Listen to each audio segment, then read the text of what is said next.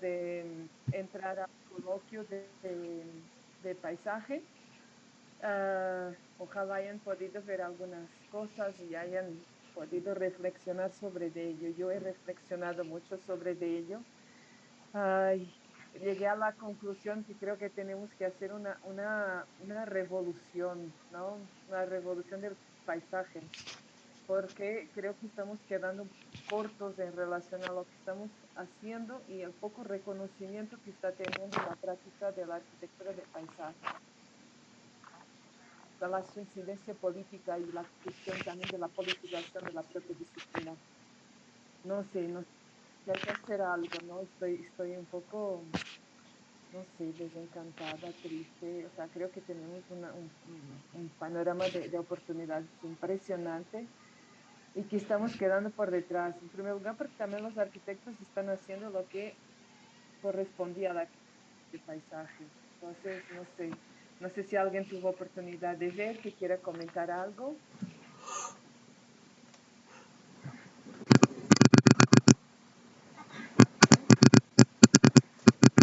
Sí, justo la semana pasada cuando comenzó estábamos platicando de la ponencia que dio Marta Schwartz Ujú. y creo que sí nos parecía así como, muy padre y todo, pero creo que a Marta le faltó un poquito de igual y contexto de toda la ciudad, porque a lo mejor, y bueno, algunas técnicas se podrán aplicar en la zona centro, pero por ejemplo, yo vivo en la Magdalena Contreras, donde la movilidad como ella la pone, yo la veo muy, muy complicada, de el desplazamiento peatonal es muy, muy difícil y son distancias muy largas, hay pendientes imposibles de subir y entonces creo Sí, que de creo que hecho, ujú. Fernanda, bien, la propuesta de Marta no es de Marta, es de un francés que jala esto de los 15, 20 minutos, ¿no? Y esto está asociado en buena medida con con panorama, con las propuestas que se han generado desde el urbanismo feminista, que es la cuestión de la proximidad. Y eso es un punto que yo quiero también ver con ustedes, que también, o sea, tenemos que ser críticos por donde sea, ¿no? Porque también muchas veces lo que está pasando es que por los conceptos de moda, las prácticas de moda, obviamos eso justo, Fernanda, el ámbito en el cual nosotros nos movemos. Y yo tengo unos alumnos que pues, ya terminaron su tesis, una tesis realmente muy buena sobre, ellos hicieron una propuesta de la implementación de la estructura ecológica urbana en la Ciudad de México y me decían, no, todavía hay muchas oportunidades y sí podemos hacer muchas cosas, ¿no? Y ya cuando ellos escuchaban la conferencia me hablaban, ¿no? Me mandaban mensaje, ¿cómo cree? Ella seguro no conoce Ciudad Neza, ¿no? Él estaba hablando en el aire. Entonces, nosotros que tenemos un conocimiento y tenemos una realidad que es mucho, o sea, ¿cómo decirlo? Es que implica un reto mucho más grande, ¿no? Y no solo, no solo la realidad física, sino la propia realidad política. Por eso yo decía, es urgente politizar la arquitectura de paisaje. Es urgente que la arquitectura de paisaje adentre en la política, pero no de una manera ad hoc a la política, sino de una manera crítica a la política, ¿no? Entonces, como tú dices, Fernanda, efectivamente, o sea, nuestra realidad implica pensar de otra manera y esa idea de la proximidad que te digo viene del urbanismo feminista también hay que pensarlo y es algo que sí que tenemos que visualizar, es no puede ser solo la proximidad por la proximidad, si no vamos a seguir reproduciendo lo mismo que es, la placita aquí, el parquecita acá, aquí la florera cita, no, o sea, nuestra realidad implica, son rectos mucho más importantes y mucho más grandes de pensarnos la totalidad del espacio, ¿no? Y creo que con eso vamos al texto, que muchas gracias, ya revisé los trabajos, estoy poniendo ya las calificaciones, algunos ya tienen, están muy buenos, muchas felicidades. Sí, sí, y creo que entendieron, o por lo menos la mayoría entendió a lo que iba. Y creo que va justo por ahí.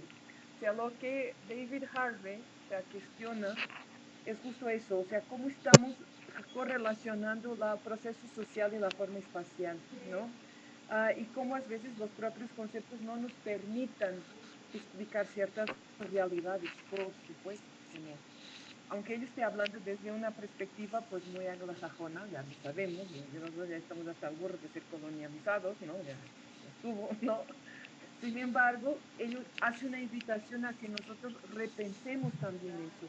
¿Se acuerdan de lo que habíamos visto la semana pasada, que yo les, semana pasada, no, hace 2 semanas, que yo les ponía los ámbitos en los cuales se han desarrollado los estudios urbanos, ¿no? Y están siendo desarrollados justo bajo en clichés. Creo que tenemos que superar eso, ¿no? Tenemos que superar eso porque nuestra realidad nos está diciendo, nos está pidiendo a gritos que superemos todo ello, ¿no? Por eso mis alumnos me decían, no, pues hay que elevar la ciudad Neza, no, pues hay que elevar la Ixtapalapa, ¿no? Para que entiendan que estamos hablando de una realidad muy compleja. Entonces es muy difícil aplicar ciertos modelos o ciertos patrones que vienen desde el ámbito hegemónico del norte global, ¿no? Pongámoslo así. Si bien hay cosas que parecen interesantes, ¿no? A mí me gustó mucho lo que platicó, no sé si ustedes vieron a esta Rosario, y el señor español, que no era español, era alemán, también dijo unas cosas interesantes, ¿no? Que cuestionaba mucho el ámbito de la planeación y del ordenamiento en México, qué es lo que se está haciendo, que no se está teniendo una visión de la totalidad. Creo que ese es nuestro grave, grave problema de no estamos viendo la totalidad y estamos cingiéndonos únicamente a lo local.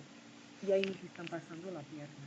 Es ahí donde yo veo que está el grave problema, que los arquitectos y las arquitectas nos están pasando la pierna, porque se están quedando con nuestro trabajo, porque nosotros no hemos podido superar la capacidad que tenemos de ver desde la totalidad y también de los propios conocimientos que tenemos. Ustedes tienen formación en biología, ¿no? Ustedes tienen una formación que es multidisciplinar, ¿no? Que era algo que decía, para mí falta la parte forestal, eso les falta todavía en el plan de estudios, vemos el contexto de la floresta, del bosque, de la gestión, ¿no? Que me parece que es muy, muy importante. Oigan, Raquel Milan, ¿me suena? Sí, Sí, Raquel, sí, sí, también es ok. de la clase.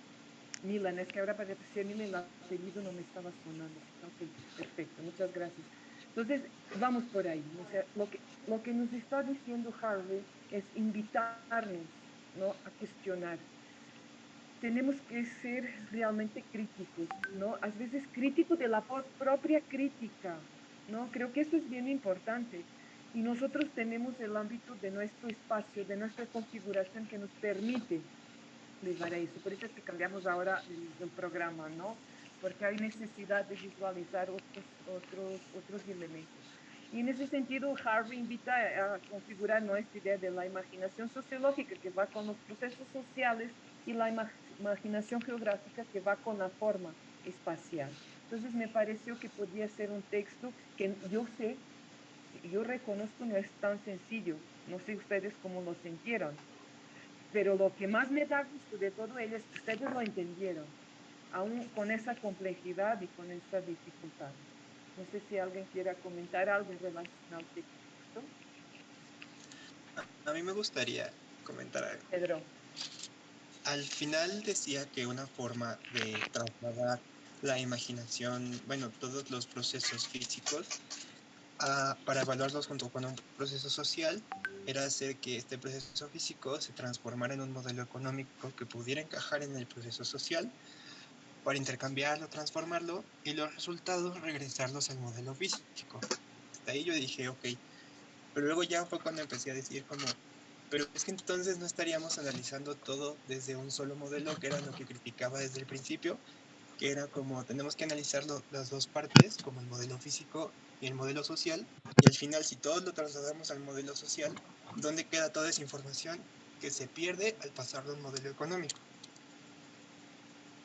Buena pregunta, Pedro. Pues es que ahí está el punto muy súper importante, ¿no?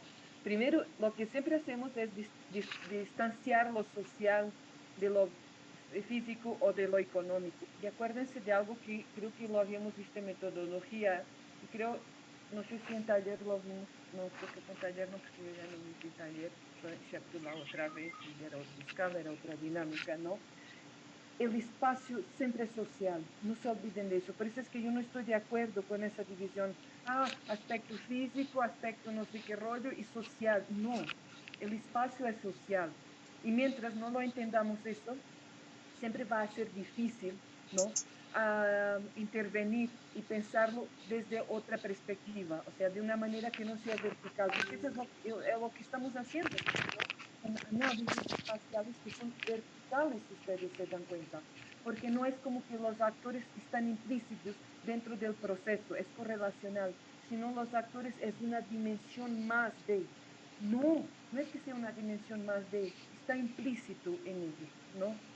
Y tenemos que partir desde ahí, de ese conocimiento que está dentro de este proceso.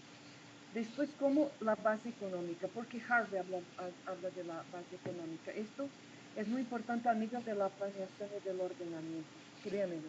O sea, nadie los va a apoyar, nadie va a estar de acuerdo con ustedes, cuando ustedes hagan planos de ordenamiento, ¿no? Si ustedes no ponen esa dimensión en primer lugar, yo siempre lo que les digo, no se olviden de una cosa, las personas tienen que comer, ¿no? Y tienen que comer de sus territorios, ¿no? Entonces, la parte económica es fundamental y ahí es donde ustedes entran con algo fundamental, que es la parte de cómo yo correlaciono este territorio, las especificidades de este territorio con la cuestión de la economía, ¿no?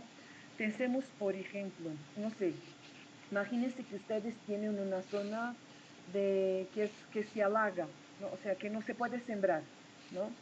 Porque se alaga. Entonces, ¿qué opciones ustedes pueden dar a las personas para que haya una retribución económica de ello sin que eso afecte los lugares?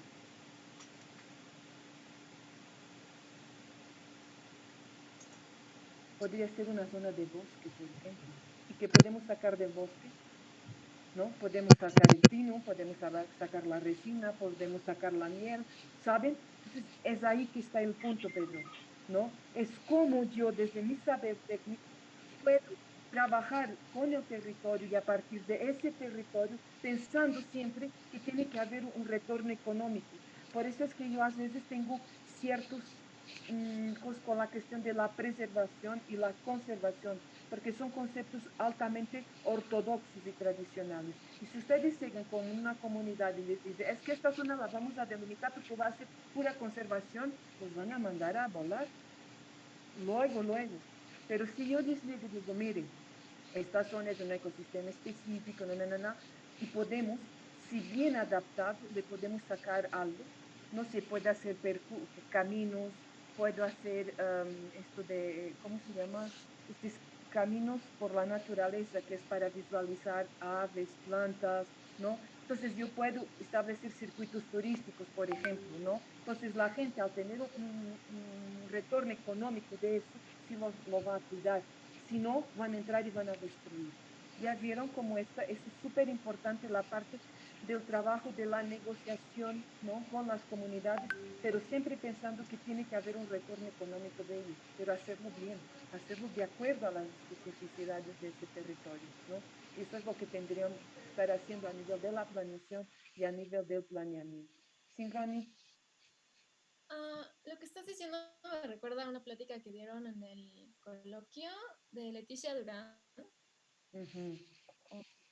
que hablaba justo de los discursos que se toman en cuanto a la conservación y a los, bueno, todo esto de la preservación, ¿no? Y que hay discursos muy radicales y que hay discursos muy, pues que no van enfocados justo como a esta radicalidad de la conservación y así, sino que sí van más enfocados a la producción, pero una producción en cuanto tomando en cuenta a las personas que viven en el lugar. Entonces, pues sí, fue una plática muy interesante. Así es, así. Y fíjate que Leticia es muy buena y es muy, muy crítica de estos discursos ahora del verde, ¿no? De las economías verdes, porque eso son dos cosas muy distintas, ¿saben? Una cosa es esto de las economías verdes, el mercado verde, esto es pura, pura explotación de mercado, Pedro, y esa es la crítica de Harvard. ¿No? Eso es pura explotación de mercado, dense cuenta. Esto de lo, por ejemplo, poniendo ya como ejemplos muy específicos, la cuestión de los muros verdes, de las azoteas, por Dios, eso es puro mercado, puro, puro, puro mercado, ¿no? Puro empresarialismo, ¿no? Que realmente si ustedes se den cuenta, eso no tiene un impacto. en términos de ese retorno económico. Ustedes saben que los muros verdes consumen un montonal de energía, ¿no? O sea, eso no tiene, sí está más bonito, pero mira, entre el gasto que esto tiene, o tener ahí la Pepsi o la Coca o lo que es, ¿no? Las azoteas verdes, ¿quién tiene derecho a tener una azotea verde? Eso es otro punto. Volvemos a lo mismo, ¿no? De los otros alumnos que ya querían llevar a la Marta a Ciudad Mesa, ¿no? A pasearla por ahí para que viera la realidad, ¿no? Tiene que ver con eso. Y Leticia les voy a mandar un artículo bien bueno de ella, que ella hace una crítica justo a este neoliberalismo verde, ¿no? Como ahorita estos buenos discursos de lo sustentable, del, ¿cómo es esto? Del socialmente correcto, ¿no? Si ustedes se dan cuenta de ello, realmente lo que están llevando estos discursos es nuevamente a una criminalización de la pobreza. Porque si ustedes se dan cuenta, normalmente los pobres no tienen conciencia ambiental ni social. Oye, no manches. O sea, ¿cómo van a tener, no? Semana pasada fui ahí por Gran Canal, ustedes han ido por ahí. Luego al inicio hacia la parte sur, ahí hay un asentamiento irregular de lámina fuertísimo. O sea, las condiciones de vida de las personas que viven ahí está fuertísimo. Ah, pero ellos no tienen conciencia ambiental. Pues ahí los mandaron. O sea, digo, ¿qué otras posibilidades tienen? Yo quería ver con ustedes un pequeño video, pero lo había programado para la próxima semana, que lo viéramos muy interesante, sobre lo que está pasando ahí en Polanco. Nada más les adelanto un poquitín. Hay un señor que dice, o sea, si nos vamos de aquí, porque hay un proceso de expulsión ahí de Polanco, ahí por los Sumaya, y todavía hay un remanente de resistencia.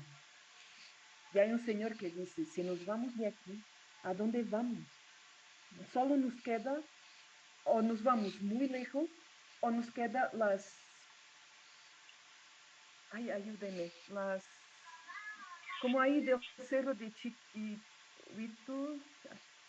sí, los cerros, sí, eso. O sea, solo nos quedan los cerros. No hay donde, nosotros no tenemos derecho a la ciudad como tal, ¿no? Entonces, si nos expulsan de aquí, o sea, no resistimos, la única posibilidad que nosotros tenemos es ir a los cerros, punto, ¿no? Y eso es bien interesante, pero eso no está dentro del discurso, ¿no? Políticamente correcto, ¿no? De este ambientalismo y de esta conciencia ambiental, ¿no? Esta conciencia ambiental también parte por un consumo responsable, ¿ya vieron? ¿No? Pero oigan, ¿quién puede consumir responsablemente y ir a comprar productos orgánicos carísimos? Pues es que ni todo el mundo, eso es muy caro, ¿no? Entonces ya vieron cómo se va dando todo un buen discurso, ¿no? De una conservación, preservación, este ambientalismo, ¿no? Pero que en realidad, por la otra parte, lo que hace es criminalizar más la pobreza, ¿no? Criminalizar más los que no están dentro de este sistema socialmente correcto, pero que se enmarca dentro de una estructura, ¿no? Entonces, ese se los voy a mandar de esta justo de Leticia, porque es muy interesante su trabajo. Y esto es parte de lo que tendríamos que estar haciendo en paisaje, ¿no? O sea, creo que en el base de lo... Me da gusto que ustedes ahorita estén con Alejandro. Ojalá puedan trabajar fuerte con él y ver esa escala más grande de los, de los procesos. Pero eso es lo que tendríamos que estar haciendo. No sé si ustedes vieron lo de Rosario, pero vieron lo que les dijo, que me gustó bastante, la cuestión del vacío, que era algo que yo ya había comentado también. O sea, ¿por qué tenemos tanto miedo al vacío? ¿No? Pero el vacío permite sembrar, permite cultivar, permite tener una relación con el espacio muy distinta de este espacio de la zonificación. Y fíjate, eso es algo que también se debería estar, o sea, si bien hay una crítica desde el urbanismo feminista a la cuestión de la zonificación, ¿no? Ya vieron cómo es un parque. No, la zona de las personas mayores, de los niños, de no sé qué, ¿no? Así, porque así les enseñan, ¿o no? A zonificar. Lo zonificamos, ¿no? Y eso, la urbanismo feminista hace una crítica dura a este tipo de planeación. Estamos hablando a nivel de un parque, pongámoslo así. Pues esto lo tendríamos que ver a otra escala. Zonificar es separar. ¿Y por qué nos da miedo el vacío? ¿Ya vieron? Porque el vacío aquí lleva a una integración, ahí sí a una integración, no la zonificación. Entonces, esto hay que tener mucho cuidado y hay que empezar a cuestionar, a criticar. Aquí por aquí comentarios. Leslie tiene una historia de eso. A ver, Leslie, platícanos la historia. Ay, hola, ¿me escuchan bien? Es Hola. que luego me escucho cortada o Sí, Leslie. eléctrica. ¿Sí? Excelente.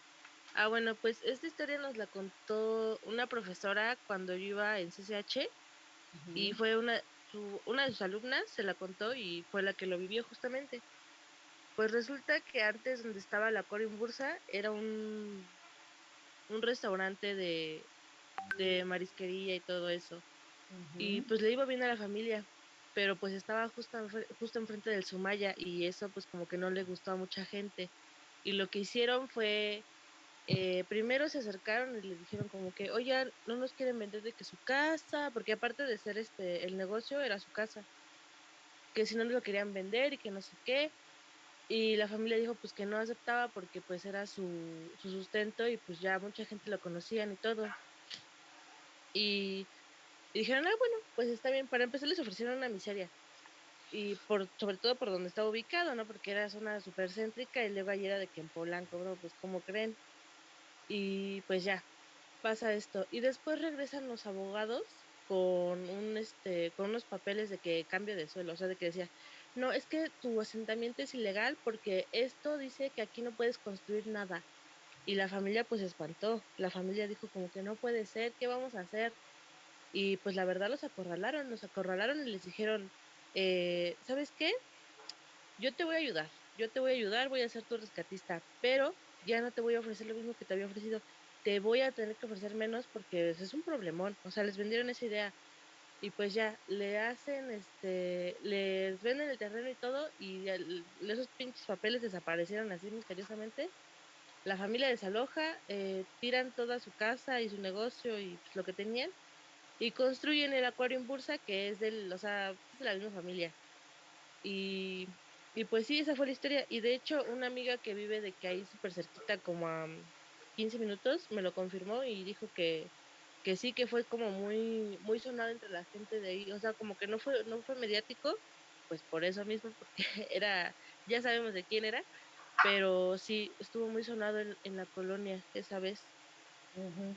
Miren, y todo eso, vamos a ver la próxima semana porque ya nos vamos metiendo más con los procesos de reestructuración urbana, procesos neoliberales de reestructuración urbana. Les voy a mostrar este documental que está bien bueno. Ustedes se van a dar cuenta, van a llegar a un límite de la resistencia. Igual como hicieron con estas personas que dicen, no es que cambios de usos de suelo, o sea, ellos hacen los cambios, pero ¿qué? O sea, ellos hacen los cambios del uso del suelo así, sin consultar, sin planos, sin nada. Ustedes saben que eso se hace a partir de los planos de desarrollo, son cuando se cambia el uso del suelo, ¿no? Tiene que haber una justificación para ello, ¿no? Bien ilegal todo, por supuesto, Leslie, por supuesto que todo bien ilegal, ¿no? O entonces también legal, porque luego hay cosas que son legales, ¿no? Que se las hacen ahí a 3 de la tarde, las aprueban sin nada saber de nada de eso, ¿no? Pero eso se crearon instrumentos específicos, instrumentos que están justo ensamblados dentro de una política neoliberal, vamos a ver de qué va eso, ¿no? Para sacar a las personas de ahí. Creo que les va a gustar mucho este pequeño, este pequeño documental muy corto que vamos a ver la próxima semana. Estoy viendo, sí, Tlale, que estoy viendo y me acordé mucho de la pregunta que tú hiciste hace 2 semanas, ¿no? Yo creo que una parte de la respuesta va por ahí, ¿no? Porque me dejaste pensando mucho también, ¿no? Porque siempre es nuestra preocupación. O sea, cómo vamos en contra de ciertos sistemas, ¿no? Que también a nosotros muchas veces nos acorralan, pero yo creo que eso puede ser. Por ejemplo, ¿no? O sea, yo cuando haga un proyecto, no sé, para un parque, por ejemplo, yo no quiero hacerlo a partir de la zonificación, yo quiero hacerlo a partir del vacío, ¿no? Porque es eso, zonificar es controlar. Y acuérdense de eso, y aquí podemos meterle la cuestión del género, ¿no? Por ejemplo, la parte de los niños, normalmente quien está en la parte de los niños son las mamás. Entonces esto ya va acorralando. Yo estuve haciendo ahorita el plan de manejo para el Centro Histórico de Puebla y era tan interesante ver. O sea, imagínense ustedes tienen un parque, una placita que está entre dos paredes, ¿no? Porque es un espacio de edificio, entonces tienen así la calle. Entonces era bien interesante de ver que las mujeres no lo utilizaban. ¿Y saben por qué no? Porque las bancas que estaban así en las calles, luego los hombres las ocupaban y las mujeres no iban hacia adentro. ¿Por qué? Porque les daban miedo. Entonces, en ese diseño ya puede haber un cambio, ¿no? Y la otra cuestión es la parte económica. Esa es la clave. Yo siento que siempre va a ser la clave ahí, ¿no? O sea, con la parte económica, ustedes con vuestro conocimiento técnico mostraren que haciendo de otra manera, haciéndolo bien, va a haber mayor legitimidad social.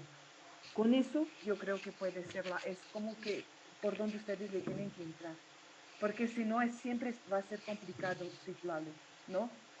Porque el propio sistema muchas veces les dice lo que ustedes tienen que hacer, ¿no? No tienes que decir esto, y esto pasa luego a veces en los estudios de impacto ambiental, ¿no? En los planos de manejo, ¿no? Que tienen que justificar para poder recibir fondos, ¿no? Aquí entra la parte de la gestión. Entonces, normalmente dicen, no, tienes que decir eso porque yo quiero tal cosa, ¿no? Entonces, uno tiene que tener con todo lo reglamentario, ¿no? Efectivamente, porque lo que ustedes hacen siempre va a estar siempre dentro de la norma, ¿no? ¿No? Porque ustedes son unas personas éticas. Entonces, dentro de eso, calar todas las posibilidades y mostrarles, si usted hace esto mal hecho, va a tener esta repercusión, pero si usted hace esto y esto bien hecho, va a haber un retorno económico y tal y tal y tal. Retorno económico es la clave. Usted va a tener mayor legitimidad social. Con eso es la manera que yo siento de que podamos hacer algo, ¿no? Sí, claro. El punto es que muchas veces tampoco hay mucha conciencia en eso, ¿no? Y en el caso de la arquitectura, hay mucho ego también, ¿no? Y entonces, pues ya saben ustedes, ¿no? Primero que el ego, después, si viene la cuestión social, ¿no? O sea, de hecho, por eso los arquitectos nunca cuestionan el espacio, ¿no? ¿Y por qué no lo cuestionan? Porque para ellos está dado, pero en ese espacio no hay gente. No sé cómo se las arreglan, pero fíjense, eso también me pasó y me llamó la atención, Ronnie, y quién comentó Pedro, ¿no? La conferencia de Marta, eso me llamó la atención también de las conferencias de ellas que no hay actores, ¿saben? Yo no escuché a nadie hablar de neoliberalismo, por ejemplo, y eso me llamó la atención. O sea, no es que las cosas se den en el abstracto, o sea, las cosas tienen un nombre, tienen actores específicos, tienen políticas específicas, ¿no? No sé si ustedes vieron la conferencia de la profesora de Canadá. Otra, tampoco había actores. Y piensen en un país supercapitalista es Canadá. Sin embargo, todavía hay una política social, o sea, son más listos, ¿no? ¿Se acuerdan de lo que yo les platicaba del Trudeau con los territorios indígenas, ¿no? Que hasta lloró en la televisión, ¿no? Del gasoducto. O sea, el gasoducto, claro que es un sistema de capitalista, ¿no? Neoliberal. Entonces, lo que ello dijo para manejar la situación, porque ha habido muchas manifestaciones, era decir que los indígenas se tenían que aguantar, porque el gasoducto era un proyecto de nación. ¿Ya vieron? Pero siempre los grupos vulnerables son los que más sufren. Ellos son los que son despojados de sus territorios. ¿Ya vieron? Esto es bien interesante. De que hay comentarios en el chat. No, no hay crítica, dice Ronnie. Por supuesto que no hay crítica. Construir espacios que no son habitables. Por supuesto que eso pasa, ¿no? Sí, no encuentro, así es, no, no importa el entorno, no importa la gente, ¿no? Pedro, no conozco el caso, no sé si lo quieras comentar. Sí, hace poco salieron, bueno, La Más Draga es un programa reality show donde hay participantes que hacen trabajo de drag o de travestismo y, y el programa La Más Draga se basa únicamente en la cultura mexicana, ¿no? Entonces, en un capítulo hicieron la más folclórica y uno de los participantes utilizó un traje típico del pueblo Torunacu de los voladores de Papantla. Entonces salió un chico de los voladores de Papantla que tenía acceso Twitter y demás medios de difusión a quejarse por apropiación cultural. Y automáticamente lo que se hizo fue cancelar al chico que hizo la crítica y le dijeron que se aguantara porque le estaba dando difusión a su cultura. Entonces lo relaciono ahorita con lo que estabas diciendo, que normalmente se anulan los discursos que tienen las personas como en situación de vulnerabilidad. Y sí, bueno, después de eso hicieron como muchos grupos y muchas pláticas sobre educación cultural y todo eso, pero pues yo lo relacioné con eso ahorita. Sí, efectivamente, siempre la tendencia es a aniquilar, ¿no? Los grupos más vulnerables en cualquier circunstancia, ¿no? O sea, el proyecto de la Alameda, miren, el proyecto de la Alameda está dentro de un instrumento nuevo que se creó, propositado para hacer ciertos proyectos estratégicos en la ciudad. Y eso va de la mano con parcerías público-privadas, ¿no? Eso también es algo muy importante que después vamos a ver y cómo eso sacaron a muchos grupos de ahí de la Alameda, ¿no? Y siempre volvemos al mismo, siempre los grupos más vulnerables, ¿no? Ese es el punto en cuestión y que ha sido parte de esta nueva política, ¿no? Miren, pero que si nos damos cuenta, esto ya viene desde la modernidad, ¿no? Con todo el urbanismo moderno, de cómo fue separando las, las clases sociales de la ciudad, ¿no? Entonces, una zona central era la burguesía y lo proletariado, pues allá bien lejos, ¿no? Vean esta película de Los Miserables, ¿no? Y también hay una película interesante que es Perfume, el perfume, ¿no? Así se llama, del chavito que hace, que tiene un olfato muy, muy bueno. Sí, Perfume, la Sí, historia de un asesino, algo así, ¿no? Ah, sí, sí, sí, sí, vean, ya ven lo que era los tuburios, ¿no? La parte fea de las ciudades, ¿no? Y Los Miserables también es muy, muy buena esa película. Entonces, bien, ¿no? Yo con ustedes siempre me animo y después nunca tenemos tiempo ahí para vernos todo lo que tenemos que ver, ¿no? Entonces, bien, queríamos seguir en ello. Claro. Estábamos viendo eso, o sea, va a haber un cambio de cómo repensamos también y cómo entendemos la configuración del urbano y al mismo tiempo cómo también desconstruirnos ciertos paradigmas, pero para eso es importante entendernos la historia, ¿no? La historia de la ciudad, y les había comentado que revisaran este texto ahorita que por ahí alguien lo subió al chat, es muy de la historia del urbanismo, pero hay ciertos elementos que son muy claves para que entendamos los procesos actuales, ¿no? Y que a veces no son tan distintos. Lo que pasa es que en la actualidad tenemos otras formas más sutiles, tenemos más instrumentos, ¿no? Que van reconfigurando la ciudad a partir del mercado, ¿no? O sea, el mercado es la base de lo que está configurando las ciudades. Y efectivamente, como decía Harvey, ¿no? O sea, la ciudad es un sistema social de gran complejidad, ¿no? Y que a veces sí es necesario, a veces es difícil definir, ¿no? Y a veces es necesario destituir ciertas conceptualizaciones que no nos permiten explicar ciertos procesos, ¿no? Como dentro de estos paradigmas urbanos que ahorita hemos escuchado y que están en la vanguardia de los estudios sobre la ciudad, ¿no? Pero creo que también tenemos que hacer ahí una separación. ¿Por qué? Porque muchos de estos paradigmas están establecidos a partir de configuraciones teóricas que son hegemónicas y que no nos permiten, volvemos a mismo, no nos permiten explicar realmente los procesos que están pasando en nuestro contexto, ¿no? De América Latina o en el caso de México, ¿no? Por ejemplo, la cuestión de los modelos de ciudad, el tema de la gentrificación es otro tema que también hay que irle con pinzas, ¿no? Entonces, bien, vamos rápidamente a hacer como un recorrido histórico para entendernos un poco, ¿no? De qué es esto de la ciudad, de esta configuración del paisaje urbano y cómo hay fuerzas que son fuerzas políticas y son fuerzas económicas que están por detrás de esta configuración de ciudad. O sea, que no es casual.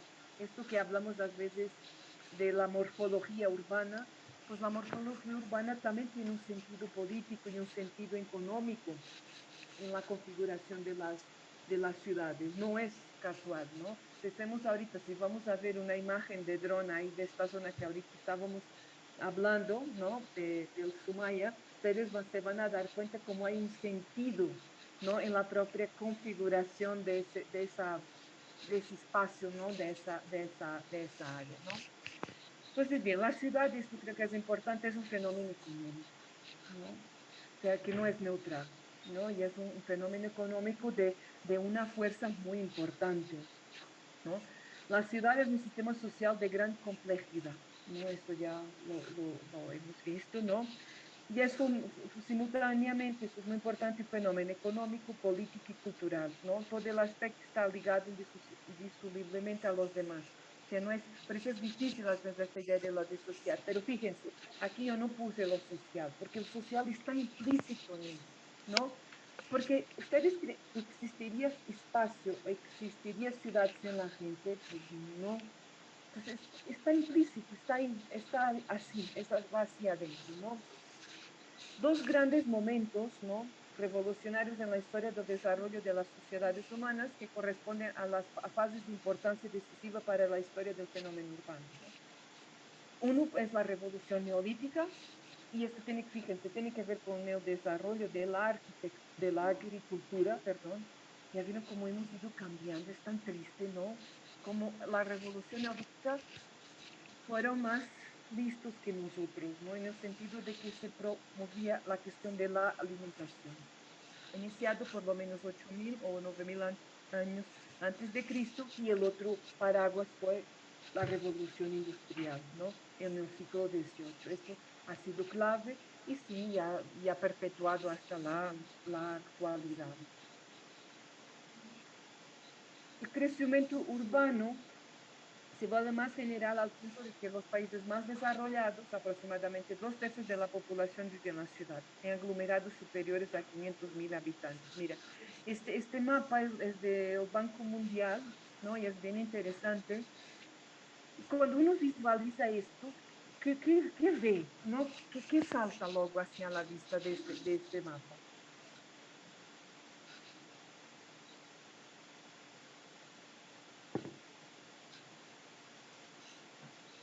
Se distinguen como las metrópolis, ¿no? Efectivamente, Kelly. O sea, una elevada concentración en puntos muy específicos, ¿ya vieron? Y después territorios amplísimos, ¿qué pasa? Que no hay nada. ¿Ustedes ya vieron esto? Y zonas con elevada concentración, miren el caso de India, por ejemplo, ¿no? Caso de Europa, pero un poco más distribuido, ¿no? Caso de Estados Unidos del norte. Aquí podemos ver algunas ciudades de Brasil. Hay una predominancia hacia la costa, ¿no? Pero miren aquí el norte de África, ¿ya vieron? Miren aquí la zona central de Brasil. Entonces, ¿esto qué nos está diciendo? Que al haber una elevada concentración en ciertas áreas, esto genera problemas. ¿Y ustedes consideran que esto es casual?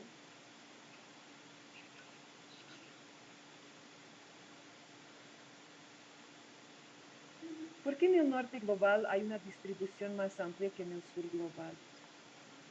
Con excepción de Asia ¿por qué creen que pasa eso? Pues son los principales países pues neoliberales, o sea, en el contexto que estamos discutiendo, Sí, capitalistas. sí, del norte global, por supuesto que saben. Pero ahí hay una cosa súper interesante. Al ver una distribución más grande, esto también hace que haya una distribución mayor de la riqueza. Si en el sur global hay mayor concentración, eso quiere decir que la riqueza está más concentrada. Entonces, eso quiere decir que tenemos niveles de pobreza más altos, ¿no? Ya hay otro punto súper importante. ¿Por qué hay tanta concentración en las ciudades? Por mano de obra barata, ¿no? Ya vieron cómo estos mapas, ¿no? La lectura de estos mapas nos muestran otra configuración, pensando nosotros siempre en la ciudad como un fenómeno económico, ¿no? Entonces, esto es bien, bien importante. ¿Se acuerdan qué metodología vimos un mapa? ¿Se acuerdan de ese mapa de Nike? ¿No se acuerdan de ese mapa? Era la distribución de las Nike, la empresa de tenis, nada, pues de deporte, ¿no? No es solo de tenis, es de deporte, ¿no? Nike es gringa, ¿no? Es americana.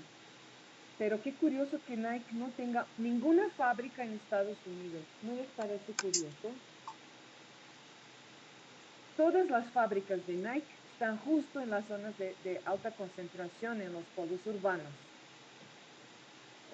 Tenemos en Brasil, tenemos en México, tenemos en Vietnam, tenemos en India.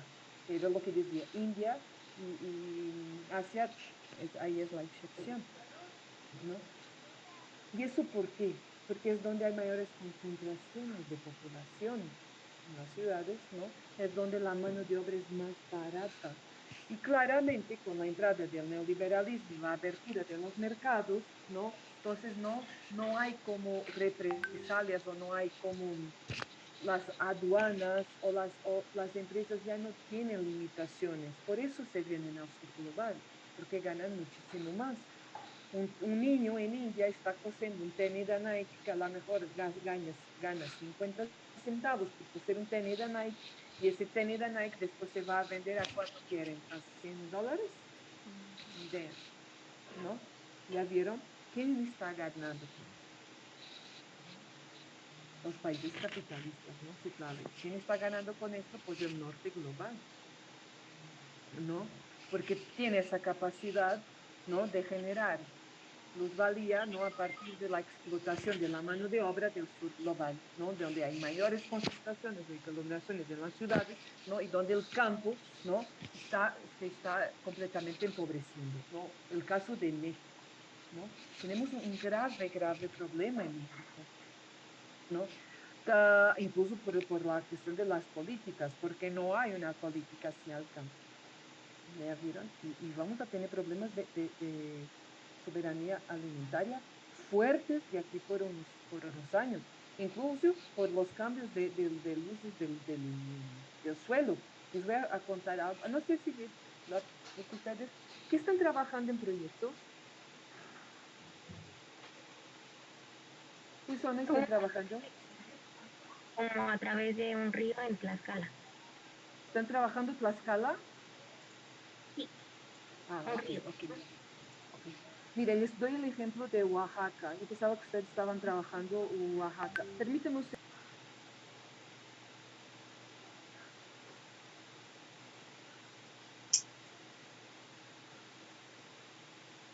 perdón, aquí el ruido atrás de mí.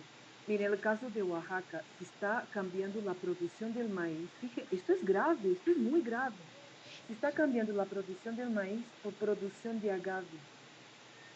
Pero el problema mayor viene después ahora. Es que ni siquiera esa producción de agave se queda para la producción del mezcal en Oaxaca. ¿Saben a dónde se va? A las empresas extranjeras que venden bueno, las bebidas. También, pero a Guadalajara para la producción del tequila. Y el tequila de Guadalajara sí está asociado con las grandes empresas internacionales, como por ejemplo las chinas, que están comprando todo el tequila. Ustedes ya vieron la gravedad de esto. Se está cambiando las formas de producción, ¿no? Del maíz, que es, oigan, es que es la base de la alimentación, ¿no? Por una producción de algo que ni siquiera queda aquí. Tú dices, no, pues va a ser la producción, va a ser para mezcal en Oaxaca, pero no, se va a Guadalajara para la producción de tequila. ¿Ustedes ya vieron lo que estamos viviendo? Esto es muy, muy grave, esto es gravísimo, ¿no? Y no se está considerando. Ustedes saben cuáles son, si lo vemos en términos de estos conceptos, cuáles son los conceptos fundamentales que podríamos definir la región de Oaxaca.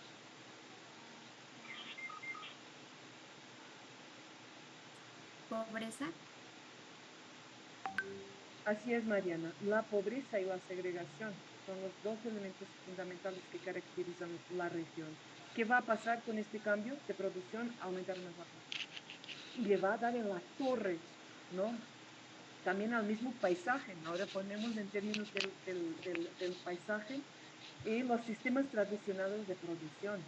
Y no va a haber maíz, que es el alimento base. ¿Y qué pasa cuando una población que está acostumbrada a tener un alimento base deja de tenerlo? ¿Esto a qué te lleva? Incluso hasta problemas de salud, ¿no? Eso es que lleva a problemas de salud. Y eso es muy grave, porque las personas no están acostumbradas a consumir otra cosa. Miren, cuando fue lo del sismo de 2017 pasó algo bien interesante. Las personas que viven por Tetela del volcán, cerca del volcán, pues las personas viven de lo que producen, ¿no? Cuando pasó esto del sismo, no hubo muchos problemas de producción y todo. Entonces lo que llegaba allá eran las comidas, o sea, de los apoyos que se manda, ¿no? Comidas enlatadas, ¿no? Atún enlatado, esas comidas enlatadas. ¿Qué creen que pasó? La gente se empezó a enfermar, porque la gente no está acostumbrada a consumir ese tipo de alimentos, ¿no? Entonces, ese crecimiento absurdo de las ciudades, ¿no? Que sí viene desde la revolución industrial, fue cuando las ciudades se volvieron polos centrales de acumulación, ¿no? Cuando se establece un sistema económico capitalista, alguien por ahí decía, Citlali, creo, que hablaba de las ciudades capitalistas, y que la revolución industrial, pues ahorita vamos a ver, pero se da en el norte global, que empieza este aceleramiento de densificación de las ciudades, porque llega mucha gente a trabajar en las ciudades por la mano de obra. Ahora imagínense, este proceso de siendo acumulativo, y si a ello asociamos no una falta de interés hacia el campo, pues ya nos podemos ahorcar todos, ¿no? Porque no sé qué vaya a pasar más adelante. Entonces, este mapa de este crecimiento de ciudades es muy interesante porque nos permite visualizar factores muy fuertes. Miren, que ustedes, no sé si luego acompañan las noticias, estamos viviendo un problema de migración ahorita fuertísimo, fuertísimo, fuertísimo. No el caso de Europa, ¿de dónde viene mayor? Pues del norte de África. Pero miren qué pasa en el norte de África. No hay nada, no hay nada, pero hay gente, ¿no? Entonces, tenemos un problema importantísimo que estamos viendo, ¿no?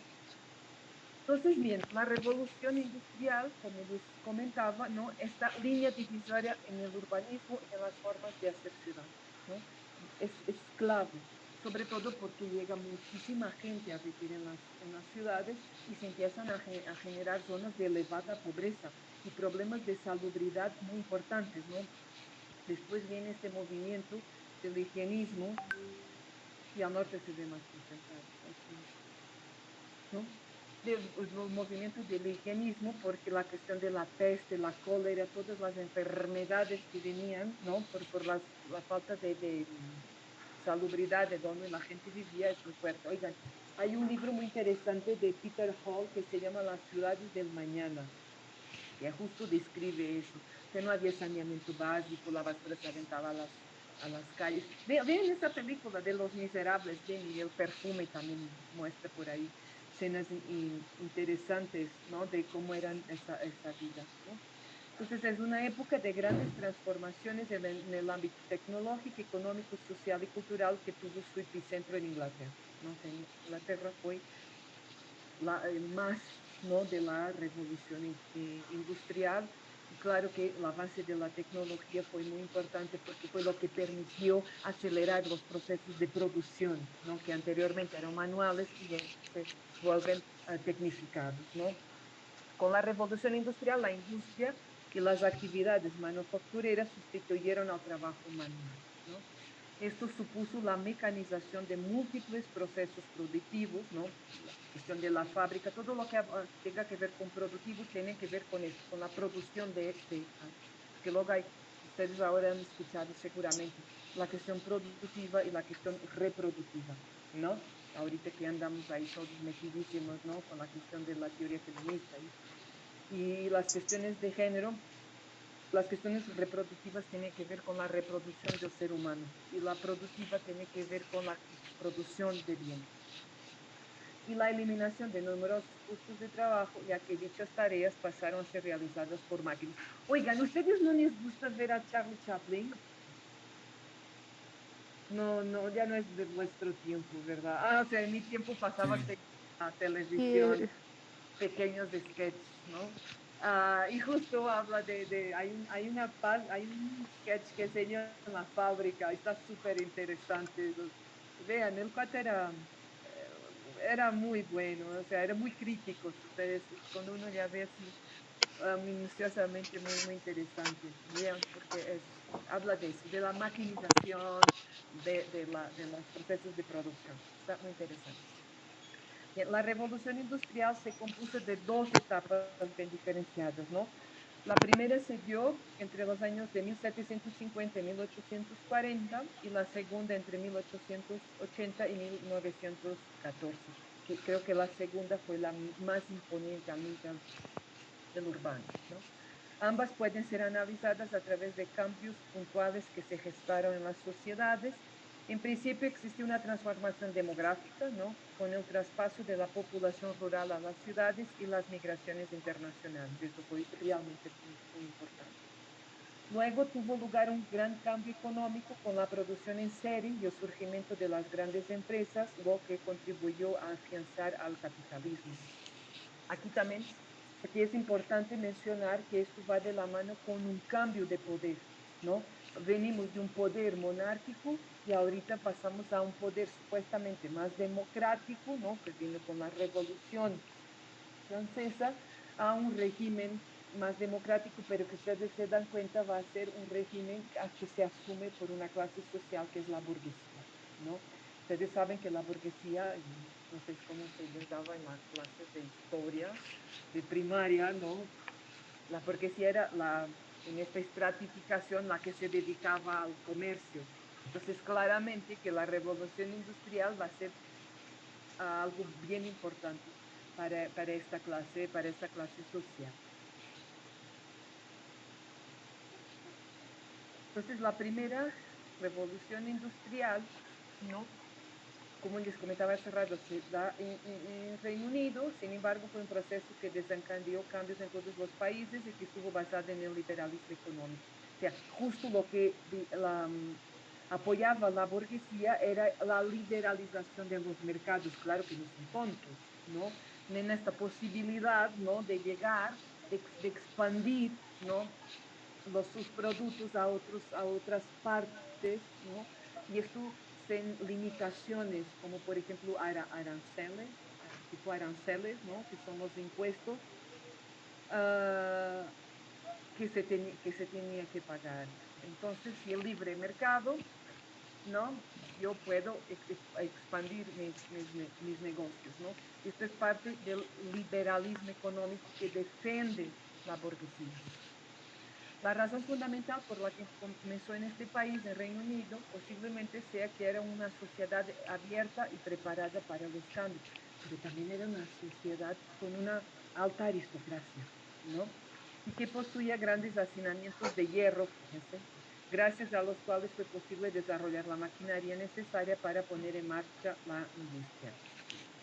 El primer paso de la revolución industrial fue la mecanización de las actividades textiles y la industrialización de la producción de hierro. El surgimiento del ferrocarril y la creación de las máquinas de vapor fueron otros cambios decisivos, porque eso facilitaba el transporte de mercancías e incrementaba la capacidad productiva con menos mano de obra. ¿Ya vieron?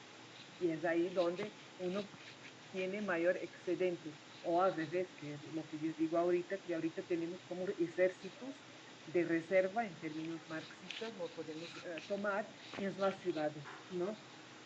Tenemos mucha gente para poco trabajo. Entonces, eso quiere decir que yo te pago lo que me da la gana. Y como realmente no hay una regulación del trabajo en México, pues ya la hicieron, ¿no? Es lo mismo que pasa con las migraciones, que tampoco son casuales, ¿no? ¿Se acuerdan del documental que vimos de Raval Raval? Sí lo vimos, ¿no? ¿No lo vimos? ¿La película? Ay, cierto. No, creo no que la no. vimos. Creo que la van a Ah, ver. bien. La van a ver, la van a ver, la van a ver. Entonces no digo, no, digo solo un pedacito. Hay unos brasileños muy interesantes, ustedes se van a dar cuenta en la película, que justo tienen problemas importantísimos con la cuestión laboral, porque como no tienen papeles, entonces no son sujetos legales de trabajo, entonces pues ellos tienen que andar moviéndose porque no tienen, porque hay un, o sea, no pueden presentar una denuncia contra la explotación laboral. ¿Ya vieron? Eso también la migración no es casual, ¿no? Mire, este esquema me gusta bastante, ¿no? Entre ciudad, desarrollo y subdesarrollo, ¿no? ¿Cómo definimos la primera revolución industrial, ¿no? Desde dónde viene, ¿no? Siglo XVIII, cuáles son los cambios que produce. Um, uh, del siglo XVIII, se da en Inglaterra y después en Francia, crece la población, se da en base al éxodo rural, crecen las ciudades, la industria suplanta al taller. Esto que busca la primera revolución industrial, mano de obra barata, ¿no? Para conseguir materias primas baratas, y las colonias, para conseguir mercados donde de vender la producción industrial. Esto genera un cambio, cambios ideológicos, ¿no? El cambio hacia un liberalismo económico, cambios políticos, la burguesía busca ese poder político que lo consigue después con la Revolución Francesa, cambios sociales, ¿no? Que se genera dos principales clases sociales, ¿no? La burguesía y lo proletariado, el clero y la nobleza deja de tener impacto, sino más bien la sociedad está establecida en estos dos grandes bloques, ¿no? La burguesía y lo proletariado. Esto también va a generar cambios importantes en las, en las ciudades, ¿no? Y fíjense, esto es bien interesante para quien tenga interés. Hay un libro muy bueno de Silvia Federici que habla sobre el Calibán y la bruja, que habla justo sobre la criminalización de las mujeres. Fíjense en eso. Las mujeres han estado siempre a la vanguardia de las revoluciones, nada más que es una vanguardia que legitima, ¿no? A partir de un lado negativo las revoluciones, ¿no? Que fuerte. Que fue lo que también permitió, también fue una base que sustentó y legitimó la Revolución Francesa. Fíjense, ¿no? Muy fuerte. Yo tengo ese libro, si quieren se los paso. Y cambios económicos, ¿no? Tanto en la agricultura, porque la agricultura deja de tener tanto impacto, sí, pero las industrias, los comercios, los transportes, y entramos en una era del capitalismo industrial. La parte del comercio es muy importante porque también en esta reestructuración del urbano es cuando empiezan a aparecer los primeros escaparates, ¿sí? Las tiendas que tienen estas vitrinas afuera para que se pueda ver, porque el comercio empieza a ser decisivo. Entonces tenían que tener esos escaparates para que la gente fuera aliciada a consumir y a comprar. Entonces, díganme ustedes, ¿ustedes creen que las personas pobres podían entrar en esas tiendas? Por supuesto que no. Entonces ya estamos viendo que toda la renovación urbana se establece a partir de esta clase social, ¿no? Eso es muy interesante. Y esto yo se los paso, ¿eh? Esto yo se los paso. Ustedes lo tienen. Ya en la segunda revolución industrial, la segunda etapa fue consecuencia de la primera, y aquí entran otros países, ¿no? Como Francia, Bélgica, Rusia, Alemania y Estados Unidos. Francia también tuvo un impacto importante, casi todas. Se caracterizó por sentar aún más las bases económicas que gobernarían el curso de las sociedades desde el siglo XIX en adelante, ¿no? Esto se expandió también a otras ciudades, por ejemplo, Lisboa, también una ciudad que tuvo un impacto importante de la revolución industrial. Ahí si quieren les paso un articulito muy interesante sobre cómo a partir de la revolución industrial empiezan a surgir como las vecindades, y las vecindades subsidiadas por el Estado. Y fíjense en eso, súper interesante. Hoy, miren cómo es la política neoliberal, ¿no? Que a todo le echa mano, a todo lo rentabiliza, ¿no? Que hoy se está generando una política supuestamente de vivienda habitacional para jóvenes, y lo que están haciendo es renovar estas vecindades, ¿no? Entonces, pues para renovar, hay personas que tienen 90 años que viven ahí, pues las están sacando a los asilos para generar un proyecto de habitación joven, pero claramente que esto ya nos está viendo que esa habitación joven también tiene una condición de clase, ¿no? ¿Y saben qué hicieron para que empezaran este proceso de expulsión? Lo empezaron a hacer tour turístico sobre estas vecindades, como algo característico de la zona. ¿Ya vieron? Entonces hay como empresas que se dedican a paseos turísticos por las vecindades, ¿no? Entonces ahorita eso ya está legitimando la renovación de las vecindades y claramente sacar a la gente de ahí. Y las vecindades justo vienen de la revolución industrial, un poco más tardía, por supuesto, que en este país. Este periodo consolidó el capitalismo. Será quemado, ¿no? Perdón, que me olía quemado. Este periodo consolidó el capitalismo como la ideología dominante de las relaciones comerciales en el mundo, ¿no? El capitalismo se impone y trajo consigo importantes avances tecnológicos que se verían reflejados en máquinas pues, mucho más sofisticadas para la producción, mejorías en los medios de transporte, fundamentalmente aumento de las comodidades de los ciudadanos en su desenvolvimiento diario. Claramente que esto con una condición de clase bastante importante, ¿no? Es importante resaltar que en ambos periodos, ¿no? Tanto en el primero como en el segundo, se sucedieron transformaciones sociales, ¿no? Importantísimas, tales como el nacimiento del proletariado, que era lo que trabajaba en las fábricas, es decir, los obreros industriales, y la degradación del medio ambiente por la explotación sin control de los recursos sociales, naturales, perdón, ¿no? Como ya había comentado, y también una degradación importante de la ciudad.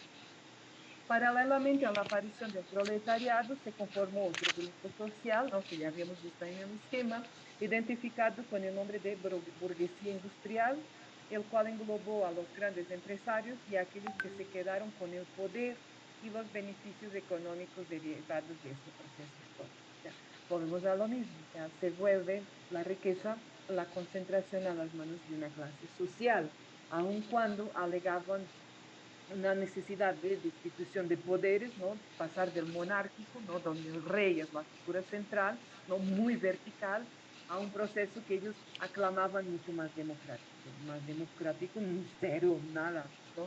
Porque es la burguesía que toma el control y los grandes capitales. No sé si les suena, ¿no? O sea, ya vieron cómo este proceso viniendo, ¿no? Perpetuándose hasta la actualidad, ¿no? A ver, ¿quién es lo dueño ahí de Sumaya y de toda esa zona de la ciudad? Carlos Slim. Sí. ¿Quién es el dueño de Medio Centro Histórico? Carlos Slim. ¿Ya vieron? O sea, creo que estamos peor, ¿no? Porque creo que cada vez se va como haciendo más estrecha, ¿no? La pirámide de la riqueza y la pobreza. Oigan, ¿ustedes vieron los datos del Coneval que salieron esta semana? En 2 años la aumentó la pobreza, tanto la pobreza como la pobreza extrema en prácticamente todos los estados de la República. Y claramente que la Ciudad de México no es excepción. Esto que nos está diciendo que cada vez va haciendo así más estrecha la pirámide. Y esto es muy grave, muy, muy grave.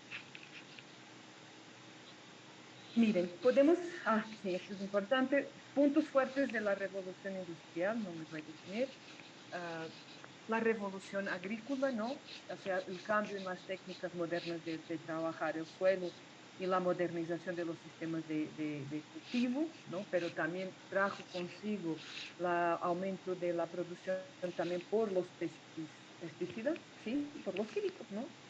Sí se dice pesticidas, ¿sí? Ok. No.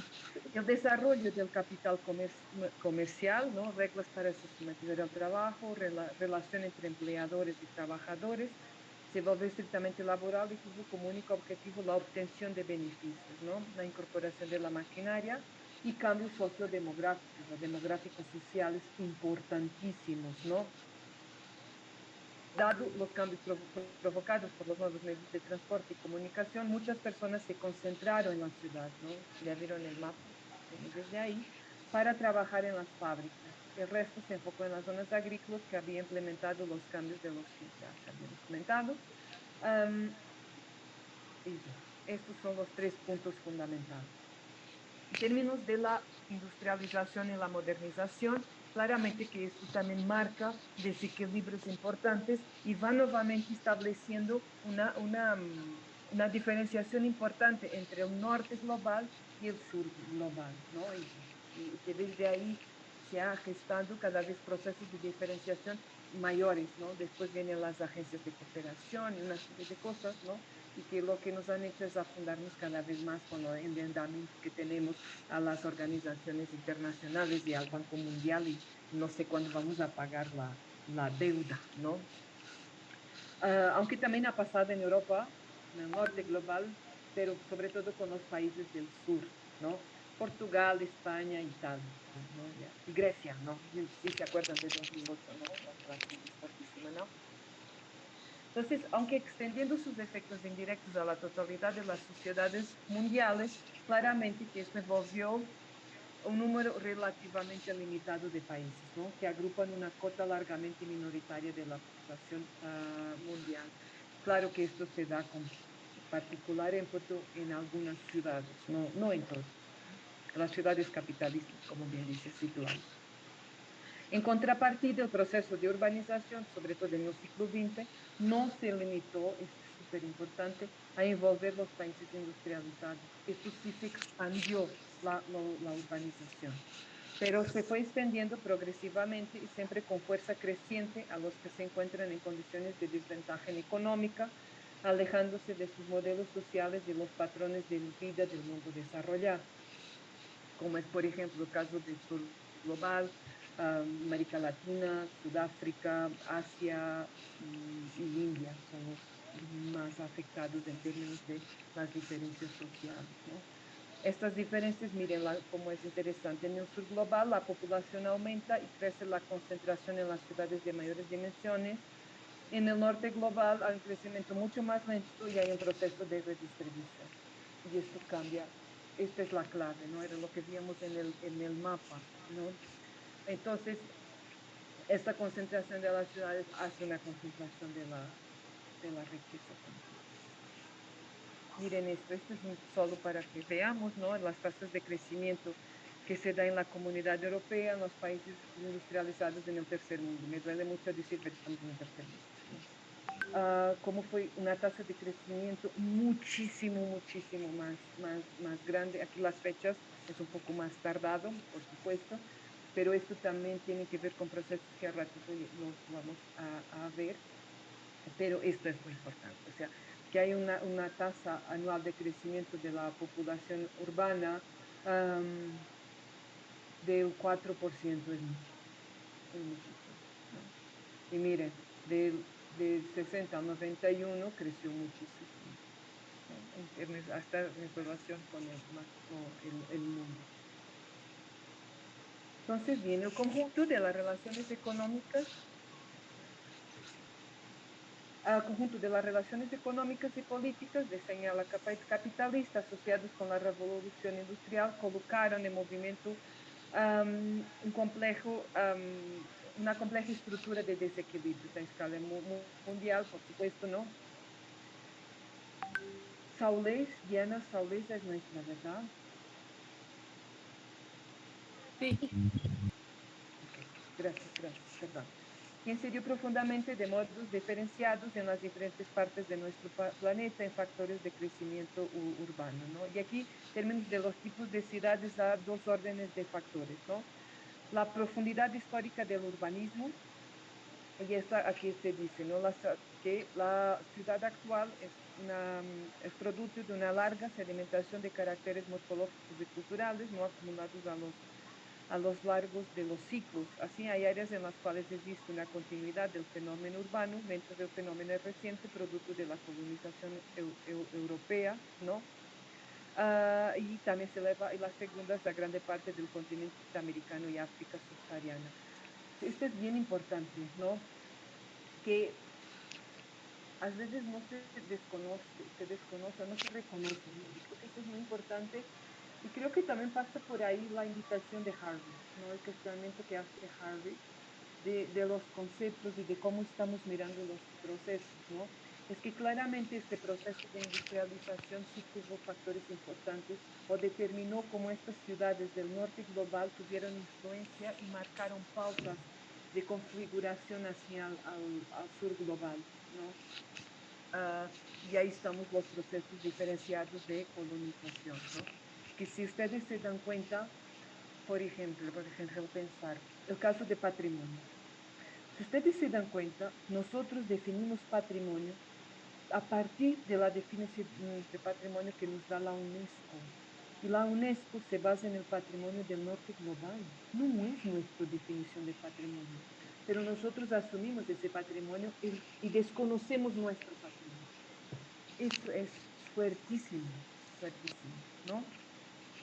Y por otra parte, los diversos papeles que las áreas mundiales asumieron en la época industrial y de forma particular en su fase más reciente por efecto de lo que se define como la División Internacional del Trabajo. Ahorita vamos a ver esto, que es muy importante. O sea, como también desde las ciudades del norte, las ciudades capitalistas, ¿no? También establecen redes de ciudades, ¿no? Y también lo que hacen los del norte global es establecer redes, ¿no? De submisión, ¿no? Y de explotación. O sea, por eso no es casual